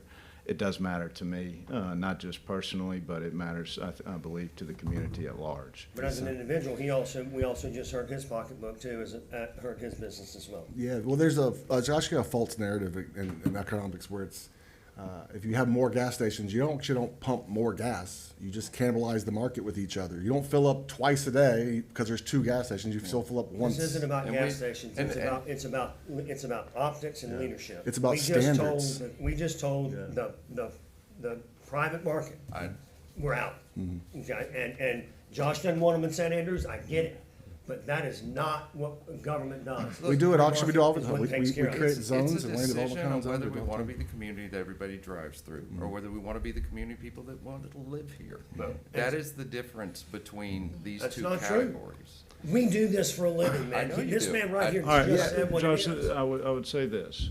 Do you want to be where people live, a drive-through? Well, how does our community make a significant portion of its revenue? It's from people driving. It's not gas here. station, Patrick. No, it Gas is tax from is people regulated at the driving state from level. other areas to our community. It's outside capital and outside investment. Now, if we're talking about Beck Avenue from 98 South, if we're talking about Harrison Which is Avenue part of the from gateway. 15th South, absolutely. But when you start incorporating 231, when you start It's not incorporating Howard. included. 231 is not included in the gateway overlay. So the cities are just. Yeah, it reminder- is. I was about to say, Yeah, it is, up to the mall, and then come down 98 to The 231. map that we were shown did not show Panama City North include, yes, there may be a small. District section. defined, Yeah. number 7, US Highway 231. Yeah. From 23rd Street to 15th Street, in addition to All the US way up Highway 390. 98, 15th Street. It stops at the mall. It stops at the mall. So- That Highway section, 23rd. 23rd. So Yeah. for the people that are unaware of land development code, city, I mean, you ever played Some City when you're a kid and they create the little zones and you say, this is a neighborhood. No toxic waste plants here. You can't, this is an area for commerce. And so cities have that. They have different zones for different things and there's different standards. Some cities do, you gotta have big windows on Main Street. You gotta have an awning. Some cities regulate the signs, how large the signs can be, how much parking you can have. So we have an area along our commercial corridor where we've restricted certain businesses. And it's very controversial. But every part, I mean, downtown used to have a prohibition on skateboarding and breweries, and now it Downtown used doesn't. to have 3 gas stations. We If- can't put one down here now. If it was such a good user, why do we always find ourselves cleaning up after the contamination after they're here? Well, Why is that the case? It's turned into a Hold running on. joke that we're Where- indulging. Where are we cleaning up contamination? We just bought a piece of property that was a former gas station that had contamination on it over Okay. at MLK and 15th.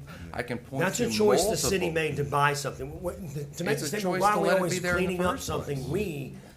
A private market, they do that on their own. Really? We have contamination We from bought Chevron something in our we main had to. right of way right now. Do we clean that up, or Where? is that for them? Well, gentlemen, I'd like us not to lose the point, which was the Understood. leadership that is being, how our leadership of our city is being seen. right. And we spent a lot of time over several months talking about what we don't want. We haven't given a clear, what do we want and why? And that's, and I share your concern in that regard. There is parts of the community, or there are, where not only just to get to the closest grocery store, you've got to go miles out of your way. The same is true for gas stations. And so we as a leadership team have said for City of Panama City, to this gentleman's point, and we've restricted ourselves very much in that regard.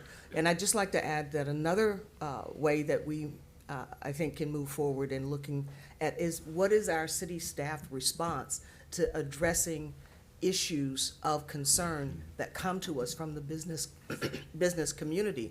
Because when we go through it up here on the dais, the message that is sent are unintended messages, such as the one we're addressing now. If I could clarify, Yeah. just based upon what you were saying, I think that's a very wise point.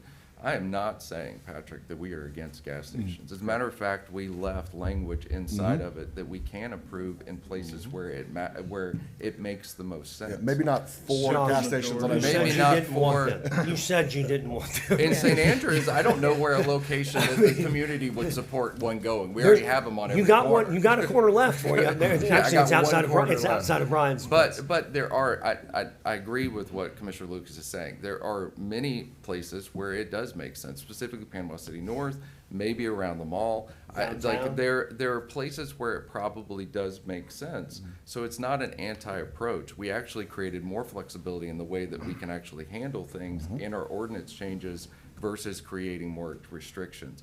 But there does need to, private market does not always fix everything. And the idea that we can just go through without having any regulations, we see what we get from that. And we get corners that have 4 gas stations on them. And maybe they're great corporate partners, maybe they're great investments, and maybe everybody gets a good commission off of it.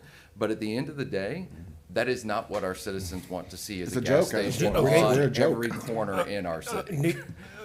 With all due respect, when you said private market doesn't fix everything, government stepping in Agreed. never fixes everything, okay? Well, I won't say in this particular case, what we did is we stopped, in gas station world, we stopped progress, government did, and at the same time, the free market is actually slowing it down right now because their Great. demographic There shouldn't studies, be any or conflict. their studies are way better than ours, and the supply and demand. And I'll give you an example. From 17th Street on Highway 77 in Lynn Haven to Bunkers Cove Road before the storm. How many gas stations on the right side were there going down? No, that's not right. There were 3, okay? Guess how many there are now? 4. 3 got built back, 1 added, okay? But guess what they are? They're this big now, okay? They're not the same gas station, but they're more visible, okay? To your point, because they're planning for what? Electric cars to have chargers over there. They're bigger buildings, so when the people are there, they have food and things to be able to buy. They're planning, remember, they're thinking ahead, not like us. They're thinking ahead, we're planning for the future. And that's my problem, is that we're not, and we automatically now have a business person in front of us that showed us something that I asked. Is a national company gonna come in here and say, I'm gonna pass, because y'all just put me on I gotta get approved list. No, I mean, they're used to that. They're National not, companies guys. know that you can't put an oil contamination, big oil things in St. Andrews. We do that all the time. We restrict areas that we're trying to protect. And we're toxic. Yes, gas stations are toxic, correct.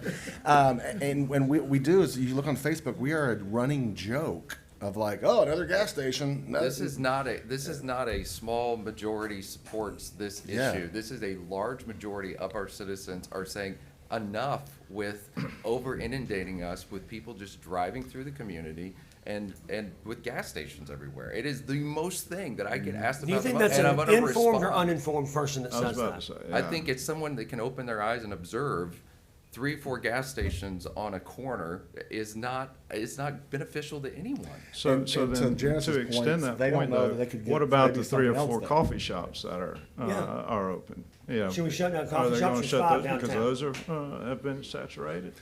Those Yeah, are easy to the- turn to someone else too. I mean, that's one argument against them. It's not. Well, see, you don't that's see the a thing, gas so do station turning gas into a stations. thing. Yeah, so do gas stations. One When you of them start were- restricting, you end up with the 2 issues on Beck Avenue in St. Andrews that I think are some of the primary irritants. The One ones of the that more are at frustrating 98. things, though, with this job is that a lot of times people want us to use a scalpel. and we can't, right? It's very difficult for us to find a scalpel. Almost always, when we write an ordinance, it applies to the entire city or a good portion of the city, in this case, the Gateway Overlay.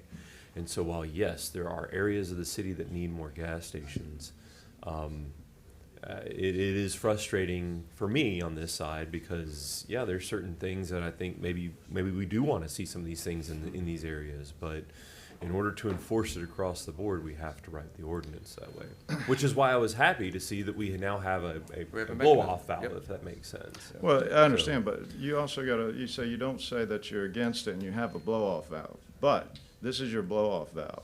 The city commission, by a supermajority, on a case-by-case basis, grant a special exception to a prohibited use upon finding the use is not prohibited by the underlying district. Conditions of approvals and safeguards may be imposed in order to mitigate. That's not a relief valve. That's yeah, we're gonna offer this to satisfy a critic. This is not a practical path that's gonna inspire any confidence. Y'all know I work a lot with the EDA. When we bring companies into our community, the consistent feedback that we get from these companies that makes Bay County stand out against our competition and why we've had the level of success that we have is at the end of every trip, that company leadership says, what, do y'all practice from the same script or something? You know, everyone says the same thing, everything, and it's such a surprise to these people that come to our community that everyone from the city, the county, different departments, the school district, et cetera, they share the same values, they want the same thing, and it is supportive of new investment, new businesses, new enterprise coming to the community. By this choice, the City of Panama City Commission has chosen to go against that. Thank you. Thank you. I would add that economic development by gas station isn't an approach either. That's what I was gonna say. No one relocates their company here because they have so many great gas stations. No, no one moves here. You will find alignment completely, Patrick, on helping our economy grow and finding things that benefit our citizens as well as our community in that. Where we do have disalignment on this specific issue is how many gas stations we should have. But do y'all agree with what he read, that y'all voted yes for? That is an invitation for a company to come in, that is an easy way, the blow-off valve, that's an easy way to come in and do business here, if you're on that list. If you say yes, we might need to talk about the English language here, because that does not come across. There the might way be to me. I would say, yeah, if you're a billion-dollar company, that shouldn't really scare you. There's not a lot, I would say there's a window of certainty in there that we're having a conversation, but in every city, they have land development code that you can present your idea and say, I want a bigger sign, and I'm willing to do a trade-off of X and Y and Z. I'll do brick here if you let me do a bigger sign, and that conversation That's happens. a sign, not a use. Blow-off valves are meant to be difficult. Yeah. That's the purpose of the blow-off valve. Like if it was easy, then why have the blow-off valve? But what I'm saying is, that's not an invitation to say, wow, that's not easy. And if you're a national company, you're looking for places that want to do business with you, not make it harder to do business with you. That's the point that's being missed by the yes side of this. Yes, The the first easiest part places of- to develop have no standards. Huh? Zero. The easiest place to develop have zero standards of signs, of parking lot, That is not what we're talking about, true. Alan. No, it is. We're talking No, about standards of we're operations. talking about a use that you don't Yes. want. Yes. That's it. It's That's not about it's standards. a standard. Just like we have a sign standard and a building facade standard in different parts of town, this is a standard to me. And just like you can present in any town, you can present in Sweet Bay that you want to open a pawn shop, and we can have any city you can deviate from land development code through a conversation and a variance.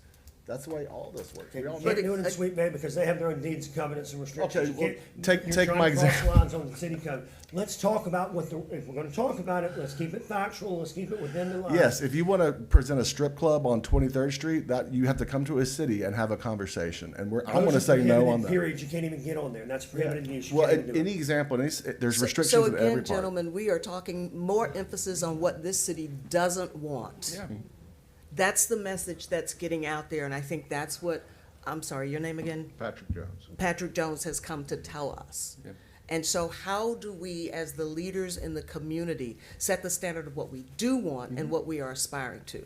Yeah. And on that note, on Monday, we're having a workshop about the MLK corridor and how we can develop that. Yeah. Looking together at what the obstacles and challenges are in order to move forward. And I dare say that in this instance, the whole moratorium on gas stations and pharmacies, just to the examples, might need to be revisited contextually, not globally.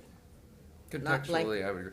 And, Yeah. and I can say this too, you know, to make sure the message is widely received, that if there was a gas station inside of St. Andrews that wants to renovate, a national brand wants to come in, buy one of the local owners and convert, I would be very supportive of those things. What personally I was looking for is more of a contextual base of not being inundated and feeling like my community and my economy is being taken over by just the abundance of corporate capital that is looking for a place to expend, and they don't care whether there's 3 gas stations there and there's nothing else there.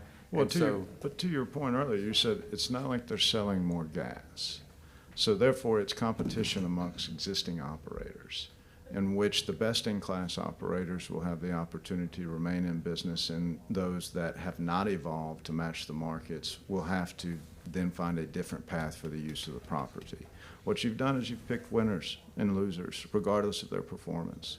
And so now you're going to be stuck with the ones that created the visual that you just restricted. But Patrick, that's exactly what you were saying. So you're saying we're going to end up with the best in class. No, I'm saying you're going to end up with what you have now with decreasing returns, because in this particular issue, regardless, to the larger issue of prohibitions at large, is you have now stopped this market from being able to handle an evolution of an asset class.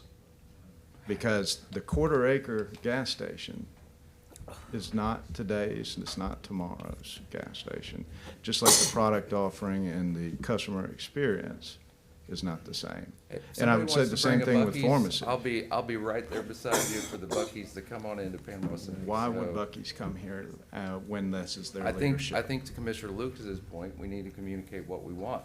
Would we be willing to have a Buc-ee's? I think that we'd find a lot of people that would be like, yeah, Or a let's have Wawa. that. Yeah, I understand what you're saying, Patrick, from the concern of having another hoop potentially to work through. But having that particular hoop also lets our residents rest at ease in knowing what has happened will not continue, and we can be more intentional in making decisions. And the damage to the community has been what? Excitement from my end. The damage has been excitement. Yeah, I've had more emails and phone calls about this restriction in excitement and appreciation than budget spending, than marine, probably even with marine. You guys that are in action. commercial real estate are on the outside Yeah. looking in on this specific issue with residents. I disagree with that. I was about to disagree say, with that. yeah.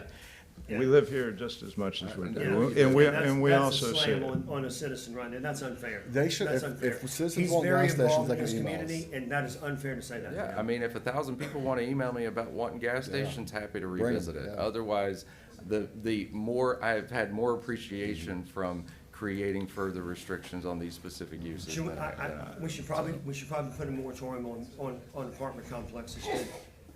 There would probably be a large majority of citizens that would support that as well. We're precluded Yeah. from the state. But the point is, we're But- making decisions based on what the citizens think they want. They want to do affordable And that's the housing. part that I don't get. and to your point, I mean, shoot, listen, there's a large portion of us that want to get rid of Alabama's offensive line every fall. That doesn't mean it's a good idea. We feel very passionately about it, and there's a lot of us. Doesn't mean we're right.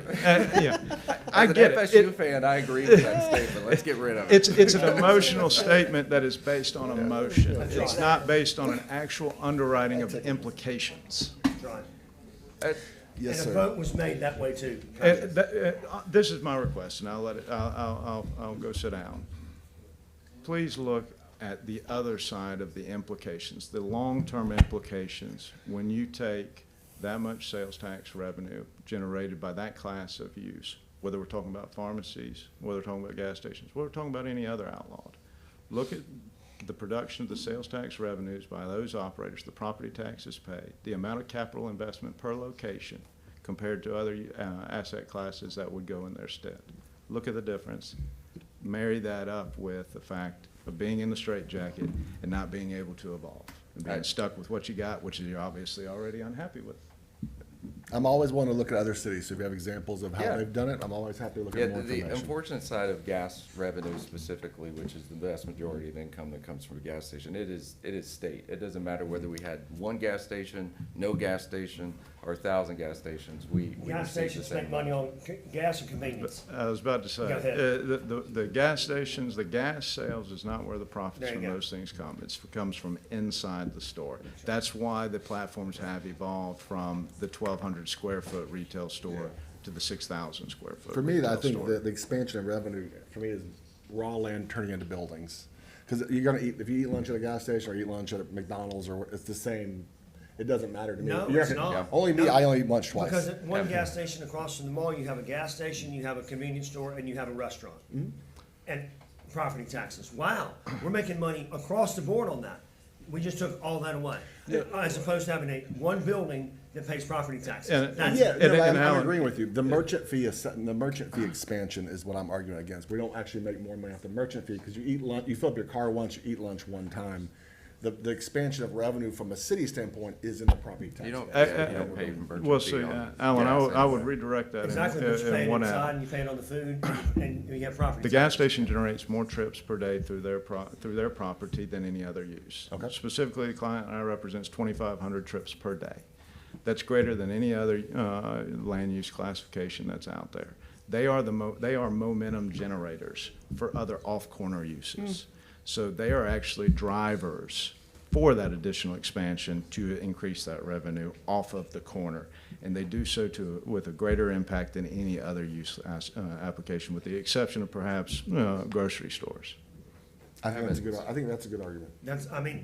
I mean, it's there's- hard there's to argue argu- with facts. It's crazy when facts get in the way. Well, no, I It's mean, you hard can to argue that with you're those. just cannibalizing a route from some other place and some other, so you're just moving the same traffic to another part. So there's argument against so many things like that. There's no perfect solutions, there's only trade-offs. You know, the best thing I can say is, like Commissioner Lucas pointed out, I mean, we're still very much open for business, and happy to hear ideas from any client that may come in. And I think you've heard today that there's definitely support for gas stations in certain locations, for This sure, is- even th- on that corridor. This is what I would propose then, and I've seen this reference many times in the Land Development Code. Don't make it prohibition. Don't make it a prohibited use. Make it a conditional use. There you go. I think that's what we did, Patrick. That's No, not, it's a prohibited use. that's not the It's a language. prohibited But we use that has allowed the a option. condition. Yeah, but having conditional use category instead of a prohibited use category is what he's saying, is create that. Now you have said, we're open for business after you jump to this hoop. Here it is, we're not open for business, but we're gonna give you an off-ramp and And I think maybe with this MLK corridor conversation, that could be an open door for creating conditions on which things are allowed. He's saying anyhow. change that one thing right there to conditional use is all and that fixes the problem that was created by that 3-2. What it does is it just takes away from the elected officials of having any say into that condition. No, it doesn't. No, it doesn't. No, it doesn't. It would be made at a staff level at that No, point. no, no, right now it goes from, it's prohibited. Prohibited and conditional. With- Which word No, but word sounds more? the planning board more- approves more- conditional close it- use. Yeah. Close them up, huh?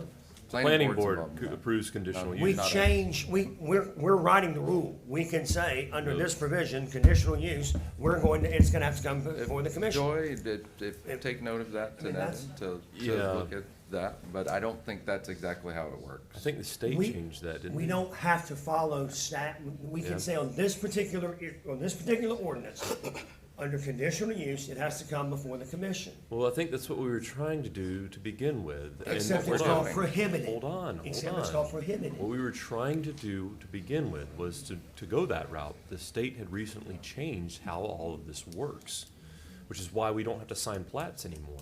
I believe, could be wrong, but I believe it was part of that caused this to get pushed back to, This got done because Josh didn't want gas stations. No, that Yes, is it not, is, that is not. It What I wasn't- want is I want more intention in our planning process, and that is what the Can we main move to the next component topic? is. We only have a few Please. more minutes. Yes, sir, who's up next? Last bit on, I'll Good debate, I love this debate. We deal with conditional uses in a lot of markets. I've never had a problem. This one, I got a phone call. Yeah. Yes, sir. Who's up next? We got a few minutes. Derek Thomas. I would like to point out, is there anybody in this room that hasn't spoken yet that would like to speak? Show of hands. So, okay, more than 2 hours. You got to get up before stores open up on a Saturday to come here and wait for 2 hours, and people don't even get a chance to speak. The county allows people to speak at the end of meetings about things that are not on the agenda.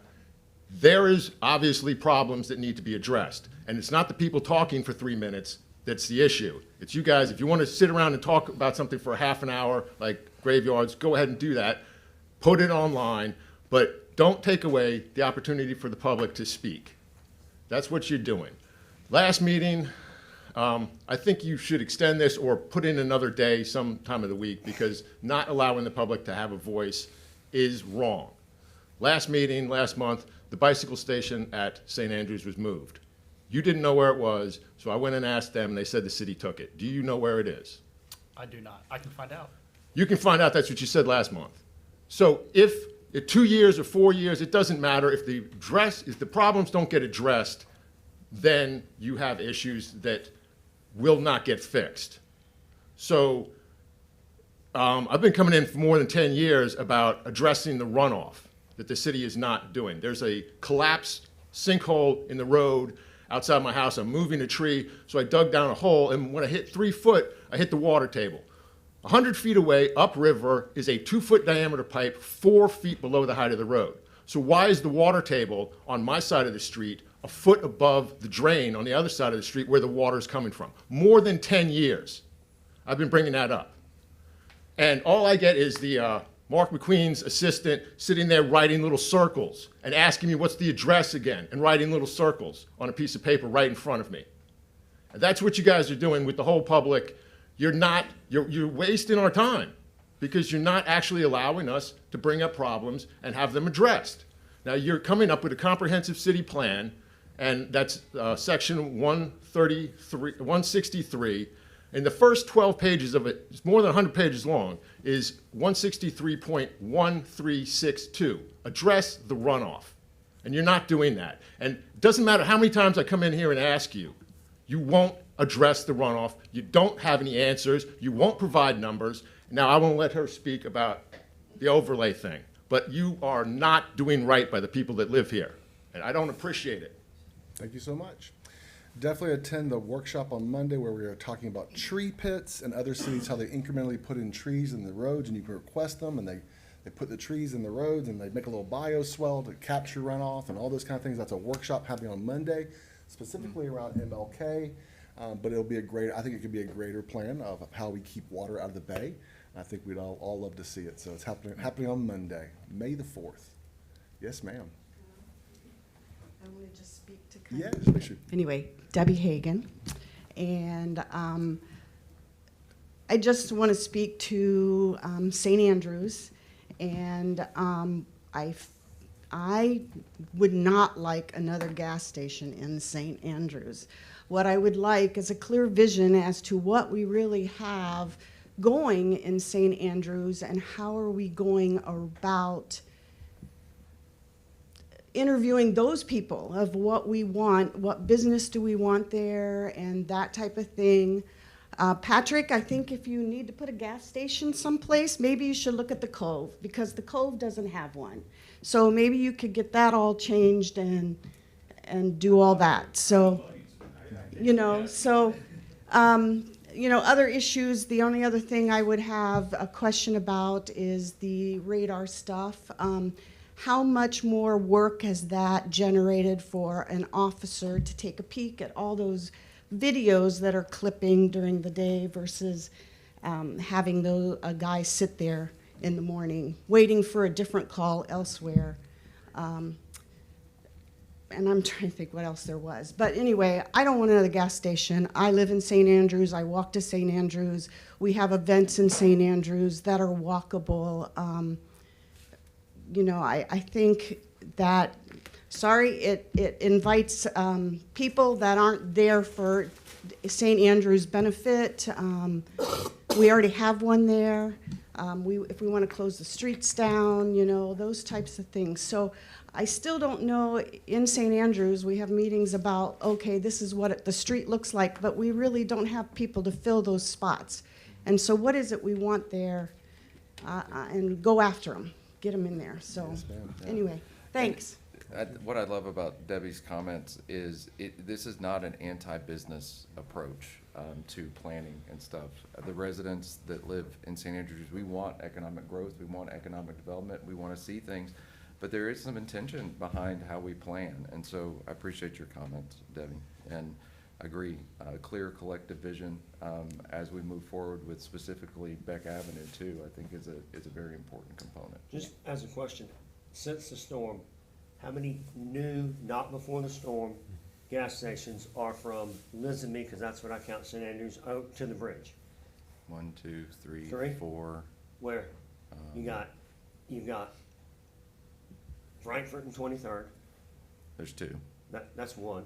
No, it's 2. Was there somebody else? that Sethco. was on? Oh, my bad.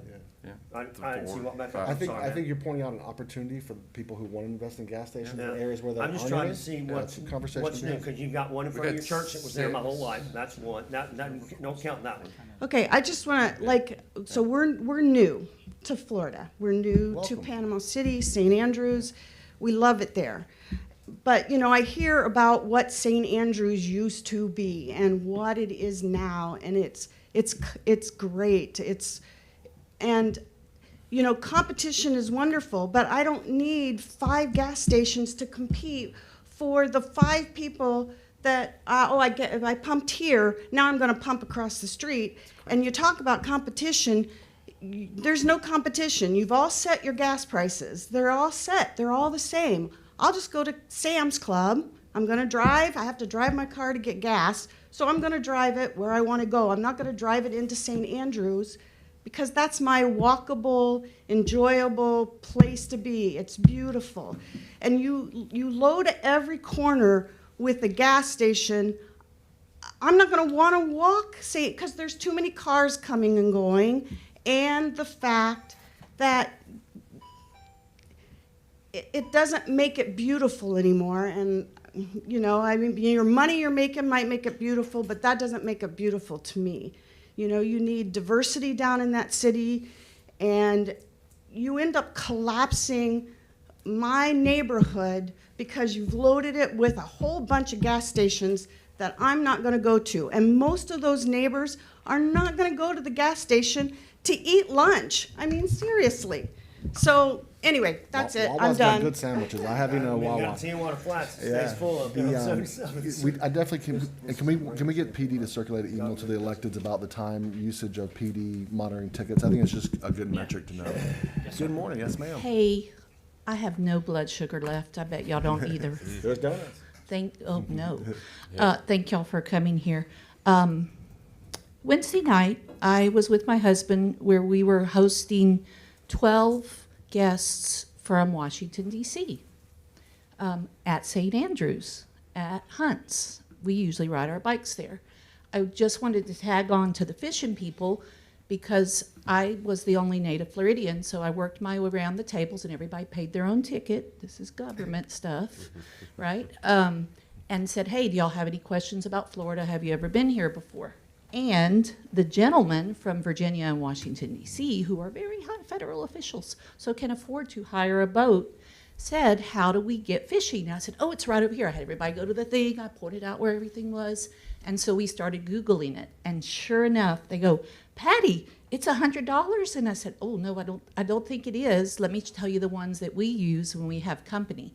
But now I'm going to use up all my minutes. I wasn't even going to talk about this.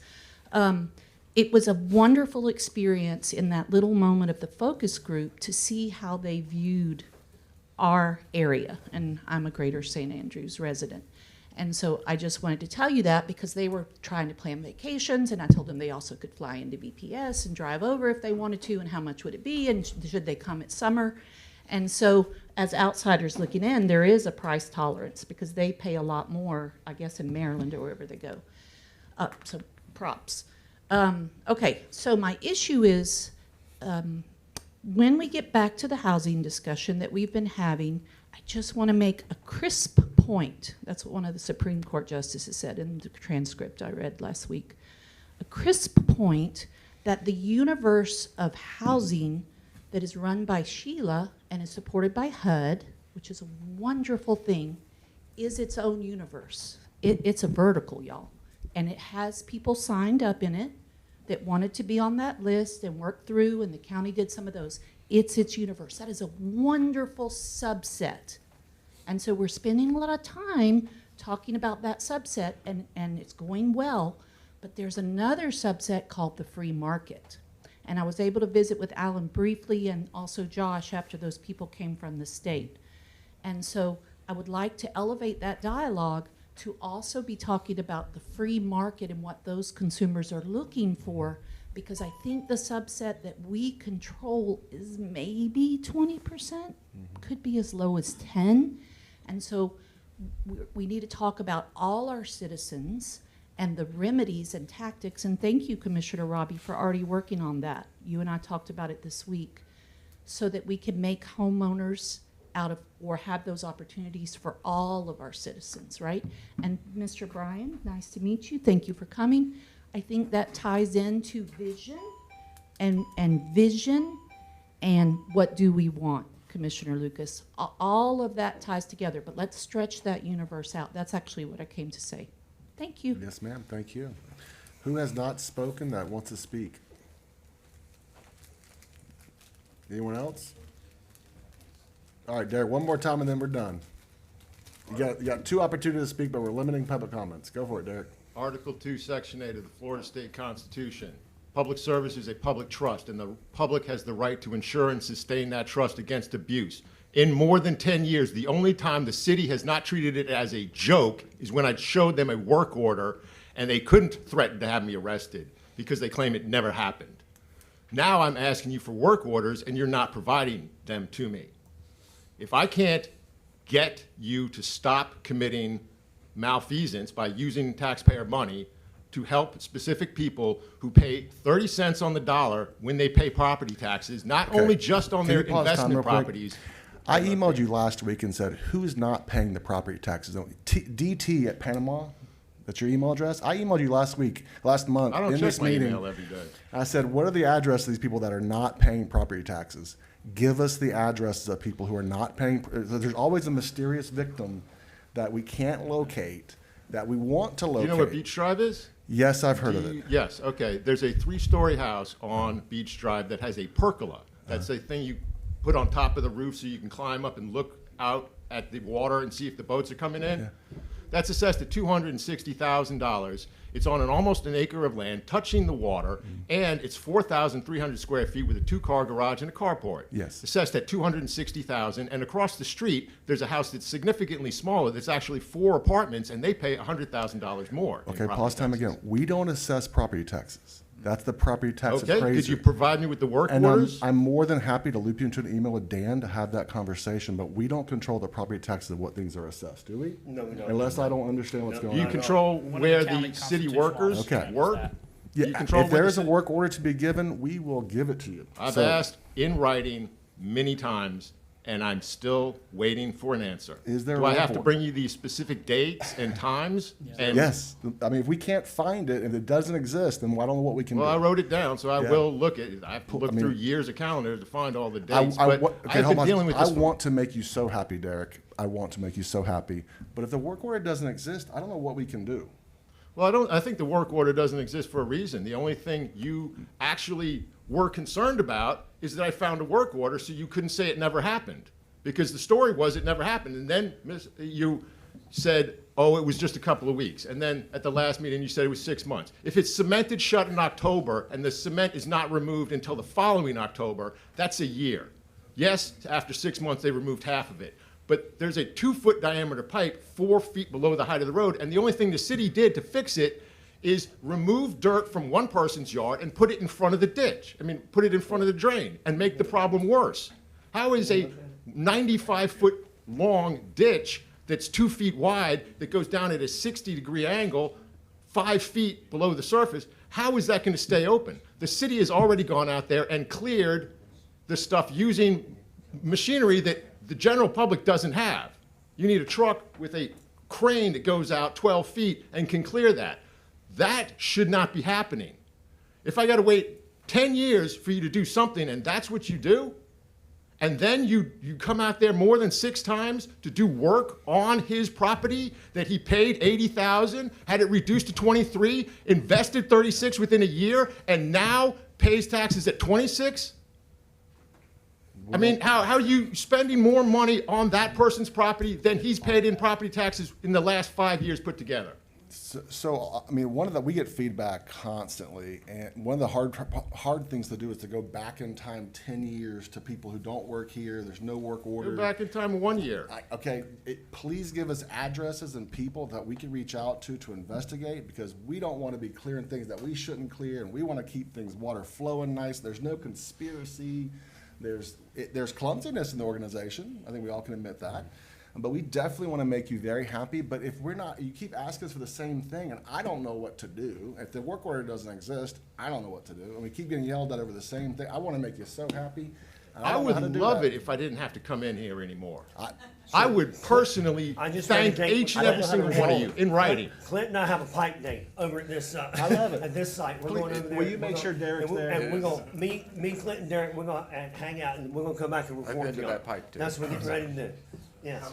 If there's pipe day. if you can see from the road that there's a water table 3 feet rite of below the passage. road, and across the street, there's a 2-foot diameter pipe 4 feet below the height of the road, and right next to the hole where you can see that the water table is 3 feet below the height of the road, there's a sinkhole. You're about to repave those roads. Don't you think it might be a good idea to fix the underlying problem that caused the sinkhole before you spend the money to fix the road? They will when they're fixing it, but we're gonna go do that. You don't fix the problem of the water table. It doesn't matter how much money you put into the surface. Well, hang out for after the meeting and we're gonna figure out a time and a day that we're all. 100%. We definitely don't want to be That'll work. asphalting over sinkholes. That's not fun to any of us or our goal. And so anytime you see a problem, please point out to us. Please, if you give us our email address, answer the emails when we send them to you to give us further information. I want to resolve every single issue the fast that we can. But oftentimes going back in time and figuring, like, some things happened 10 years ago. And this job is literally like, in 1986, I'm like, I was 5 years old. Yeah. That was a And good year. That was a good year. I think one of the things that and this has just been my experience too, I'm sure you guys can relate, like, there's so many past problems, Yes. like, but there's so many current problems that, like, if we tried to fix all the ones in the past, we would never be able to even address what we got today. And so that's, I get you know, yelled at once a week for this building. Oh, I get yelled at once a week. yeah, I mean, there's nothing, we have to deal with the budget today. Yes. So, All I right. mean, Is anyone else want to? We're 15 minutes over. Does anyone else want to speak before we close this out? That hasn't already spoken. Aaron, you've spoken a lot. I just want to get one more. All right, 1 minute because we're. Yes. So Ms. Lucas asked in a meeting what our revenue from each ticket that is generated, what that goes to. What I've been told, it goes into the general fund. What Jonathan has alluded to is that this is going to be used for sidewalks, traffic, guard crossing, training.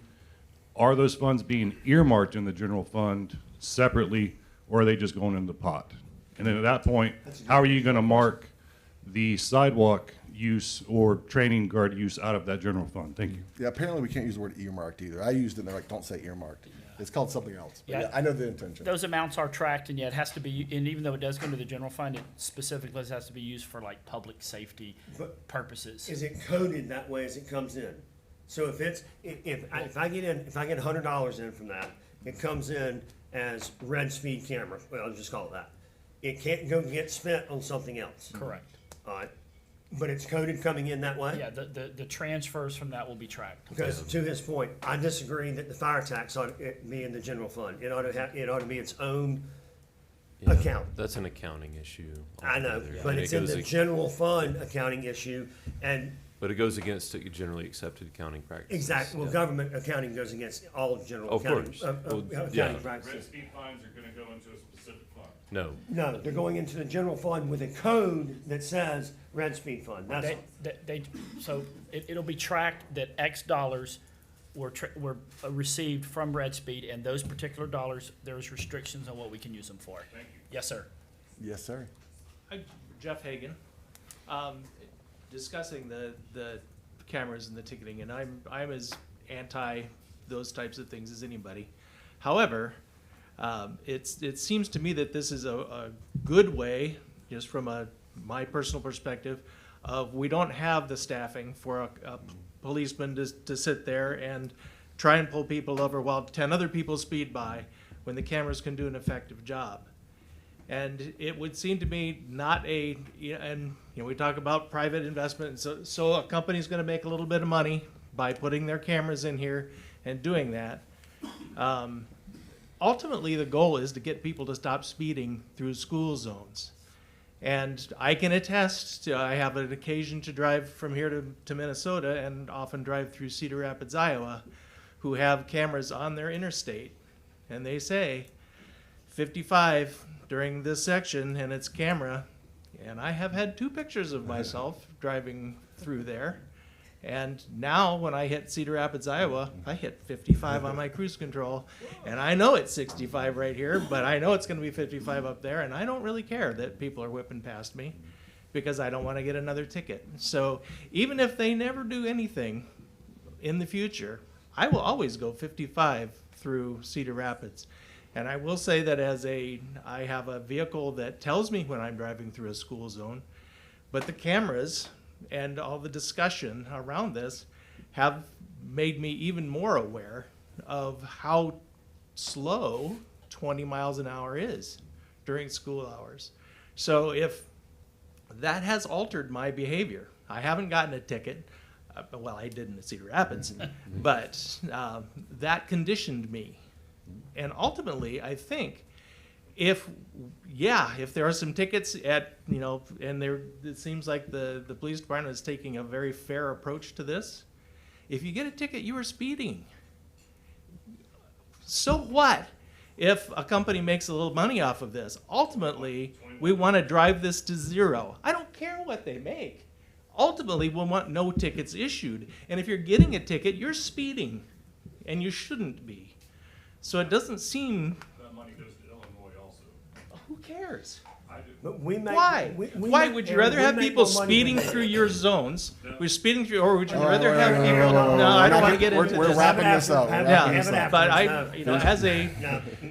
as a citizen, I think what they're doing is the right approach, and I just wanted somebody to say that. Pavlov's dog working there on you. All right, we're gonna wrap up. I want to just remind everyone the goal. The goal of as a citizen, I would go to these commission meetings, and you would go make a public comment, and everyone up there in the dais would just stare at you, and then you'd be like, "Are you guys going to respond?"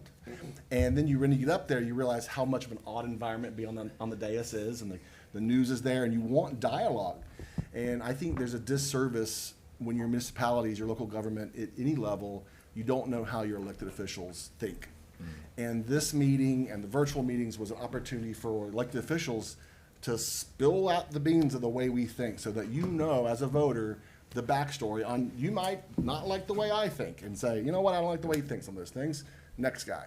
And that's what you need to know as a voter. But previously, as just a citizen, not a mayor, I didn't know how my elected officials think. And you come to these meetings and you go, you guys are voting on stuff and I haven't even heard you talk about it. And so all of this was an effort, these virtual meetings was not an effort to remove public comment, was actually to create more commentary from us and a lot bigger conversations. You hear these conversations you could spend 2 hours talking about boat ramps. And so I love these conversations. This is one of my favorite meetings that we have because, and they're heated. You hear now, we don't all agree. I mean, there are things that we all disagree on and we still like each other. And that's most days. Yeah. And I will say, as a new guy, I've learned a lot about y'all. I've learned a lot about operation. And this meeting, more than the virtual one, I thought was going to be the same people over and over. Sure. Derek comes every meeting. Okay, just full disclosure. But this mix, most of y'all haven't been here. I love it. I love the fact that we have this. Do I wish it was at 9 o'clock? Yes, I do. Well, it is at 9 o'clock. But it does work. It works somewhere. It works at 9. Yeah. But so I thank you for bringing and I get a lot of positive feedback on this, other than the time. But the virtual one, I get probably more negative because there's no interaction. Sure. Like, well, it's still an opportunity for you to listen and learn how we're thinking. So We're- I've enjoyed them actually. Yeah, we're going to iterate on these ideas. This was just an experiment. We're going to say, because there's so much, as a politician, as someone who's up here now, it actually behooves us not to talk a lot because we're going to say things we regret. And then you're going to say, aha! But that's what you deserve when you cast your vote for someone. You need to be able to look at these meetings and say, Alan's not as smart as I think he is. And you can change your vote and vote for someone else. But you deserve to hear how your elected officials think. And that was the goal of this. And we wanted a longer conversation. So we were in the public commission meetings, we discuss what's on the agenda. And as a background, people say, why, I spoke at Monster Liberty and they say, why did you guys remove the open public comments out of that meeting? I said, well, think of a city meeting as a midterm that you've studied for 15 hours, 20, and you're there, and I have 4 or 5 sentences I'm trying to change someone's mind up here and sway Josh so he can agree with me. And I have 4 sentences. And then, so imagine you taking a midterm in college or in high school, and someone walks up to you and says, hey, what do you want to do this weekend? And you go, I'm right in the middle of a test. And I just want to get done with my test. I've got my testing in my head. And it's actually a disservice to that conversation because you want to have it, but right now you're taking the test. And so this meeting is a hassle for all of us. We have all the things we could be doing right now, but it's an effort to bring more transparency, conversation, and collaboration with all of us and all of you. So I hope you see that the debates get heated and spicy in here at times, and the topics can go long, but we want to hear your opinion and discuss these up here too. So I really appreciate you showing up on a rainy Saturday morning. And I'm thankful that. Street, we appreciate all of y'all. Thank you. I couldn't imagine my day revolving around where to put the gas station and all of this. That's why job 1 is still very important.